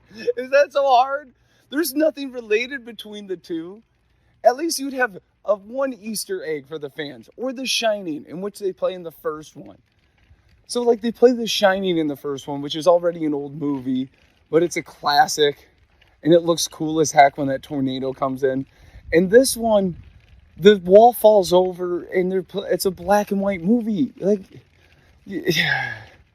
So they just missed the mark. And then here's the climax, okay? Spoiler alerts. I can't believe I just wanted to give out about Twisters. But the big ending, okay? They go to that town, and they're in there, in the movie theater. And then he's like, "Where'd she go?" And she's taking off running. Why couldn't that have been the redneck guy, the twins, or like any of these side characters? Make it the dude that brought her there. The I can't remember his name, Javier. Like, make it him, okay? And then you know what you do? You kill him in the movie, and it gives him this hero factor, and it's really sentimental, and it brings emotion to you, and you're also like thinking, okay, it could be the next two or anybody. And then when he's doing that spot where he's got the chick by the arm and he's like, "Don't let go!" Like, you make that her or vice versa. So yeah, just tons of problems, tons of bad decisions. And I can't stress it enough. How hard would it have been for him at that rodeo to be like, "Yeah, my dad was pretty crazy," and pull out, his wallet, pull out a photo, and it's just Bill Paxton, and he smiles and looks and then just says something along the lines of like, "Yeah, he was pretty extreme." How hard is that? The only way it can be really redeemed is if there's some sort of they set up for the sequel, but if they keep it more akin to like Aliens, where it's just like, a bigger scale, more action pack, and maybe you try to give more of the universe to this thing. The universe they're in is like, it's college research, completely outlaw tornado chasing and wrangling, quote unquote. Yeah, honey, we're trekking that way. And then the other group is the like NASA level tornado storm chasers. And then it's like boss hogs, like this like Southern guy buying real estate. And that's not like fun. It's like, why is he buying this? It'd be cool if it was like, he's trying to build some extravagant, opulent deal. I don't know. I'm not a writer, but there's so much better options than like, he's preying on people that just lost everything. I guess it makes him kind of disgusting, but then don't play him like, the guy should be looking a little bit closer to like Kevin Bacon and not this like robust Southern dude with a mullet that just screams unwholesome. Anyways, yeah, that was 11 minutes of just ranting about Twisters, taking over your show. Sorcerer, excellent recommendation. Can't stress it enough.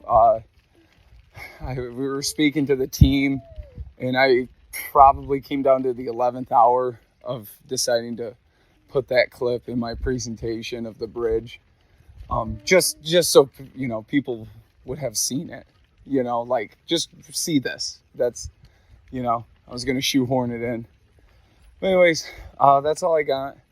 Currently listening to the new app and put on some sunscreen.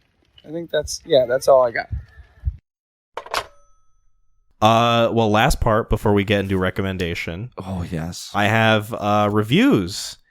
AmazIN Reviews, I think is what I'm going to name this segment. I like that. Okay. So this is a collection of reviews that I've curated for the, I think it's the Steelbook 4K Blu-ray version of The Crow 1994. So that specific film. Okay. That specific version. Yes. And I say that because I've included reviews that I've come across that actually do detail the disc and the DVD and the quality of the special features. Yes. So we've got people in here that have done it the way that it's meant to be done. Intended to do. Ostensibly. Yes. And then you've also got people who are voicing their opinion. So I'm excited. We'll get through these. The first one is from ZZ Rider. 4 stars. Nice. The header is delivered? ? After so many of my pre-orders got canceled, I'm now shocked when I get a delivery. I'm happy this one did, since this is one of my favorites. The Steelbook design could be better, and they could have added a regular Blu-ray. Still no real tribute to Lee, which I don't understand. I also wish it had a feature-length documentary. The extras don't seem complete. It does have nice picture and sound. I'm still going to hold on to my DVD and Blu-ray versions, though. Yes. Solid. Yeah. Good. The actual good review, reviewing the actual disc and the contents of it. Yes. And what it's trying to do. Good job, ZZ Rider. Our next one comes from A. Vanier, 5 stars. Fan favorite that had a big comeback thanks to Ice 9 Kills. I don't know what that is in quotations. Great movie if you remember that this is not filmed with present day technology. Kind of old school, but there's like 70s in there. It's good and totally crazy bad guys die. So there's that. Shrug emoji. I think the Ice 9 is insane. Is that what that is? I would. Ice 9 Kills, insane kills? Yeah. That is a very interesting way of saying the word insane. If that is... I think it's got to be some sort of... I figured that was like a reference to something. It could be, but because you look at it, it almost looks like 9 Inch Nails. Ice 9 Kills. Oh, maybe it's Brandon Lee apparel getup? Maybe. Ice 9 feels like it's referencing Are we not something. Emo enough? Is that what we're kind of discovering about well, this? Kyle, I'm in Coach's apparel, so... And I am in all black. So I think this is more up your alley. In all black for this recording. You cannot see what I look like. Unless you follow our like social media and saw the images that I posted. You have no idea what I'm dressed as. And I dressed as this for this discussion. Yes. Because I am that into it. All right, our next one comes from Alan L. Carpenter III. 3 stars. Good movie, poor features.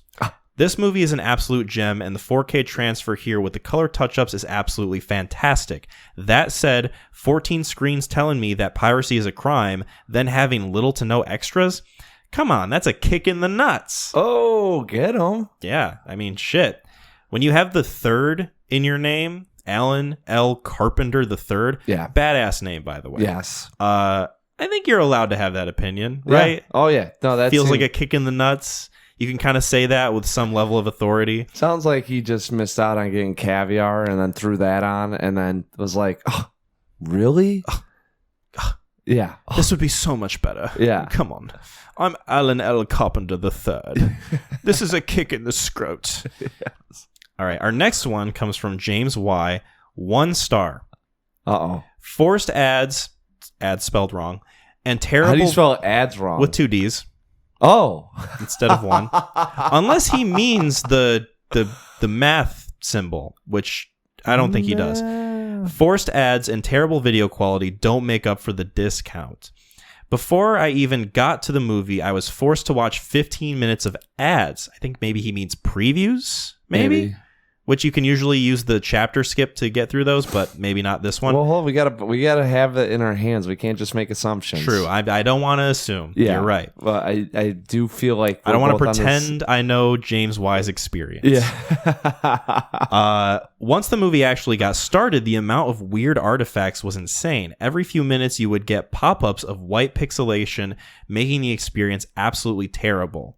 Did someone like come on his disc or something before he received it? Saw the opera scene. I guess. It's too orgasmic. They're like, shit, I brought my copy in the theater with me and now I'm jizzing all over the place.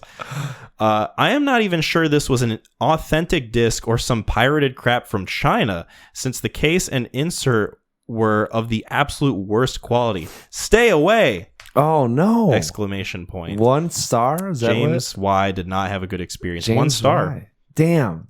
Yeah. I do like the mix up in artifacts popping on screen. The way he used words, artifacts. Yeah. Weird artifacts that would pop up. White, splotchy. He might have been on an acid trip or something. Maybe. But we don't want to speculate. His review is set in stone. Digital stone. Corey, 1 star. Oh, no. Amazon taking away my movie access. The movie is great. Amazon sucks dough. DOE. Great movie, but I bought the digital copy from Amazon, and now it says I can't watch it, so I wasted $10 to own it. Amazon sucks. Damn. That person would have fit in the newer Crow. Yeah. More so just a tale of propelling physical media. Mm-hmm. You know, just kind of throwing that out there maybe. I don't know. If you really want to like own something, hold it in your hand. No. No, we're gonna buy the digital version. If it doesn't work, we're gonna get pissed. Yeah, and I'm gonna leave a review. Yeah, 1 star review. Who does this affect? The reviews or the I think it's really funny. Digital copy being removed. No, there's a very funny. So like, if I'm gonna go buy a movie and I'm like, oh, let's see what The Crow costs. Like, you type it in there, and then you pull up that steel. What is it? The steel screen. It's like a Steelbook 4K version. Okay. Blu-ray. Yeah. So I pull it combo. up, right? I don't know much about what I'm looking at. I want to know more about The Crow. There's 2 reviews that you're going to get. One about the movie or one about the contents of the disc. Yeah. Now, what I'm saying is, like, when you put a 1 star on there, some of these people are doing a 1 star for a movie review. Mm-hmm. Some of them are doing a 1 star for the physical or digital or whatever they're getting. Yeah. Who does it impact when you go? Is it the people whoever is selling that steel case disc? Is that who? Like, I'm not going to buy this now. I guess It's also funny that I'm like, I won't buy this because I saw a 1 star review about the movie versus not buying it because I saw a 1 star review on the, the physical piece of property that I'm about to own. right. It's it humors me. Yeah. There's a clear divide. Which is very prevalent with this next one. Okay. Michael J. Jordan apparently took a break from shooting hoops and gave a review on The Crow. Or it could have been Black Panther, but That's Michael Killmonger. B. Jordan. Damn it. Yep. Mm-hmm. I see. Yeah, you were ready. This is why he's got the B in there. Yeah. Differentiates. Yeah. 1 star. Oh, Michael. One of the worst films I have watched in my life. This is possibly the worst movie I have ever watched in my life. It is absolutely unwatchable. Well, you just watched it. Yeah. You said you just watched it, so clearly that's not true. Take my advice and don't waste your time or money on this film. Michael, not to be presumptuous, but I feel like you haven't watched a lot of movies if this is the worst movie you've ever seen. Yeah, go watch Fateful Findings. Listen.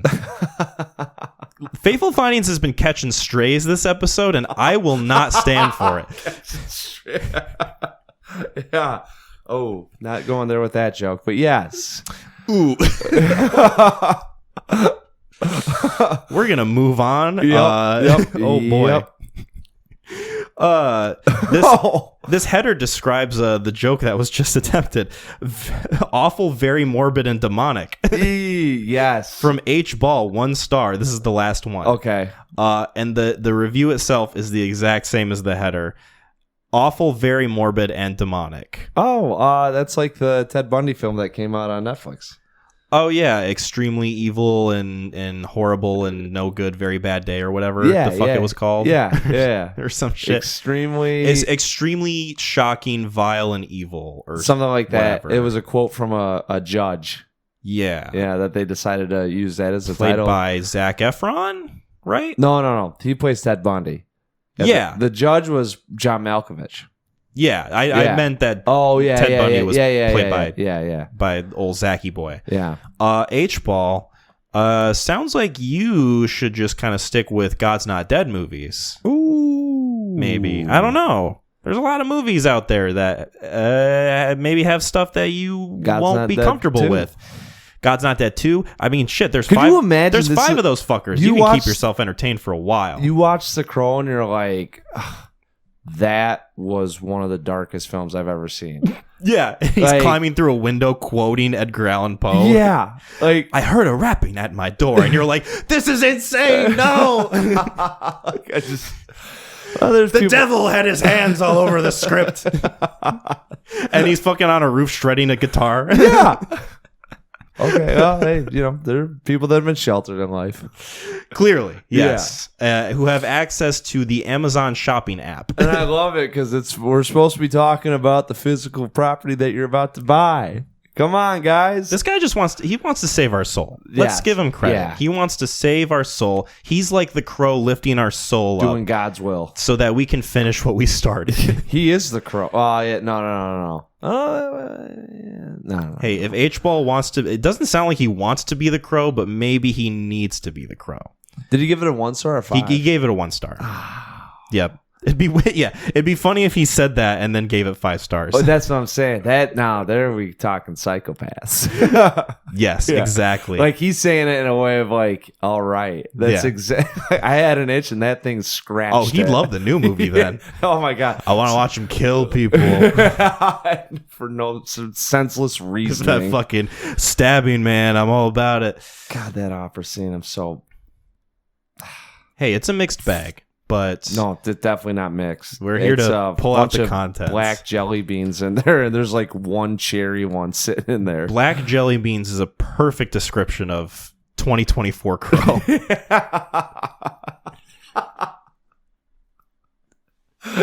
Yeah. All right. Well, thank you. Why am I saying thank you? I just fucking found these at random. We have one bit of business before we wrap up. That was Amazon Reviews, by the way. AmazIN Reviews. That's the pronunciation. That's what we're sticking with. Love it. McLean, please recommend us a movie for next episode. Oh, I do have Strange. Yeah. I'm not going to do that one quite yet. Well, we're already circling back. Well, I pull up on my, so I try to keep, I'm adding movies to the watch list for us to, for me to at least have ready to talk about. Yeah. And so that Strange Darling film, I felt like I added it to my watch list and I've seen a trailer or at least gotten the premise of what it is. And sure enough, it's right here. So you know what I want to do? Let's do something new, something that I want to see, something that I'm hoping goes down smooth, and something that I know we want to talk about. And I have no idea how it's going to go. I want to talk about Longlegs. Oh, you want to talk about Longlegs? Yep. Okay. I want to see it. I've had this thing for the last 3 months. I've seen enough fucking ads, posters, and like nothing on it. And I've been like, and I think it's on Hulu now or something. Like I saw it. Let me verify. I saw it I type in Longlegs and the only thing that comes up is the Lifetime Network. Let me Google it. I think it is streaming, but I don't know what it's on. Okay, so it's rentable for $19.99 on YouTube. Rentable for $19.99. Mm-hmm. Oh god, well we're not doing that. Oh, okay. I'm not dropping. I mean, I'm willing to do long legs, but it might be a little more cost effective if we wait on that one. We'll wait on it because I do want to talk. That can be a future promise. Well, and that's why I picked it out is because I thought I saw it on something. I was like, okay, this is something that we can. And I keep looking at all these things, trying to see what's available. I guess the newer ones are not there yet. Not quite. I mean, yeah, this we can put a pin in this. This will be one that we can say we'll circle back to. Yeah. If that's what you want to do. I mean, shit. I mean, I'm willing to put the money down, but I know that it'll probably get to streaming either via, renting it for $2.99 or just on Hulu or whatever. I know it's gonna happen quick, but we don't have to. We'll come back to long legs. Okay, long legs is something we don't have to do right now. We'll come back to it. Put it on the shelf. Put it on the shelf. All right. I don't know. You've seen that. What do we go? You think we should do new or old? Like how old are you thinking? Oh man, I could go. I don't know if I want to do this one quite yet. I know everyone's sitting there listening, fucking pick out a film. I know. Well, also I edited this down. So you do? So yes. You take all this out. Any like pause or like moment of contemplation is just gone. Perfect. So take as much fucking time as you need. Maybe not as much because I do have to go to bed at some point. I was about to say I'm ready to get out of here too. I came in here with a plan because I missaw something. Did I tell you about how the Jasmine and I told you that she saw it streaming, right? Yeah. And then it turns out it wasn't streaming. So you that's said why she thought that The Crow was streaming. Yeah. So that's where the new one. Yeah. So it's going around right now on what we're doing.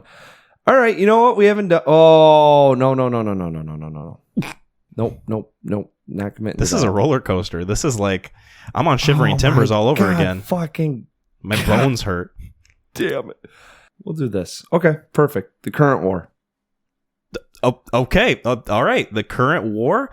I feel like there was so much buildup and then you just dropped it like a nickel in a bucket. Well, I was going to... So I'll give you the heads up. Fitzcarraldo is on here. Okay. It is... what's... 2017? The current war? Yeah. Thomas Edison? Yes. Yeah, and Tesla? Thomas Edison and George Westinghouse is what I'm reading on the summary on Letterboxd. Tesla's in there. It's about the race for electricity. Okay. The current war. Fuck. Yeah, we're gonna do. This one was one that I believe that there was like 10 years ago. Something got brought up with Tesla and electricity and how smart he was, and it kind of like there was like 2 or 3 movies that came out. And this one had a very big build-up, and I think it got into production Hell House or something like that, and ultimately just fell down onto like Amazon Productions or something where it just did not make it out. Okay. And I've had it on the list for a while, so saw it, and I'm like, we'll pull the trigger on that. There's a couple newer ones out there, but. Fitzcarraldo was one, and then Gods and Generals. But Gods and Generals is a Civil War film that's 3 hours and 40 minutes long, and I do not have that type of time to dedicate to a movie. Not anymore. Yeah. Is there a newer release that you were kind of leaning towards, had in mind maybe, or is this something that we can kind of discuss off mic? Oh, for a second film? Yeah. Probably off mic. Like I said, I haven't seen like what's popping up in theaters yet or what's going on. It's hell trying to find time to do stuff. Yeah. I mean, it's not like an exact pairing, but there is the new Beetlejuice movie. But it would also maybe feel weird if we did that and not the original, which I saw recently. So if we wanted to like touch on the original and then go into the new one and then talk about this other film, The Current War, then we could. Beetlejuice. I don't want to talk about Beetlejuice. We don't have to talk about Beetlejuice then. We can figure it out. We'll talk. We'll keep in touch. We'll talk. And we'll talk to you guys in episode 80 when we talk about The Current War. 2017, directed by Alfonso Gomez Rejon. Interesting. Yeah. So if you don't want to be spoiled for that film, be sure to check that out before episode 80. Thank you guys so much for listening to this episode of the Neon Crew Podcast. You can find us on YouTube, Spotify, and Apple Podcasts. We also have a website, www.neoncrewpodcast.com. Be sure to give us some 5-star ratings on Spotify and Apple Podcasts, and subscribe to the YouTube channel if you haven't already. Check out our merch. We still got our merch page up. Check out our social medias on Facebook and YouTube community page. Was thinking of maybe getting the Instagram kind of up and running again. It's been a long time since I've touched that relic. I kind of buried it under a bunch of couch cushions, but social media can be tough. Social media can be tough, especially when you're like us and you have other full-time jobs that you actually get paid for. But we'll see what happens. No promises. Thank you to Gideon for doing our music. Thank you to Lauren for doing our artwork. And thank you to Sam for the night call, if he had one this week. If not, maybe we'll catch him on the next train. Yeah. You can find links to their various pages in the description below. McLean, how do we carry our souls out of this conversation? WWTHD. Bye, everyone.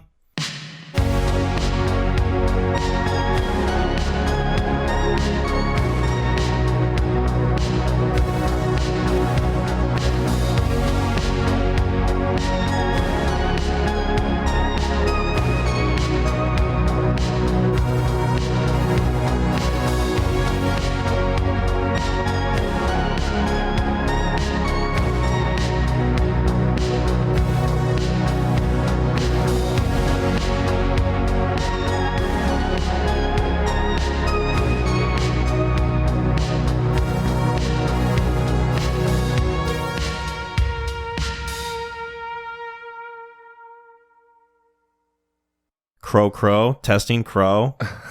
Caw-caw. Crow. Caw-caw. Crow. Crow.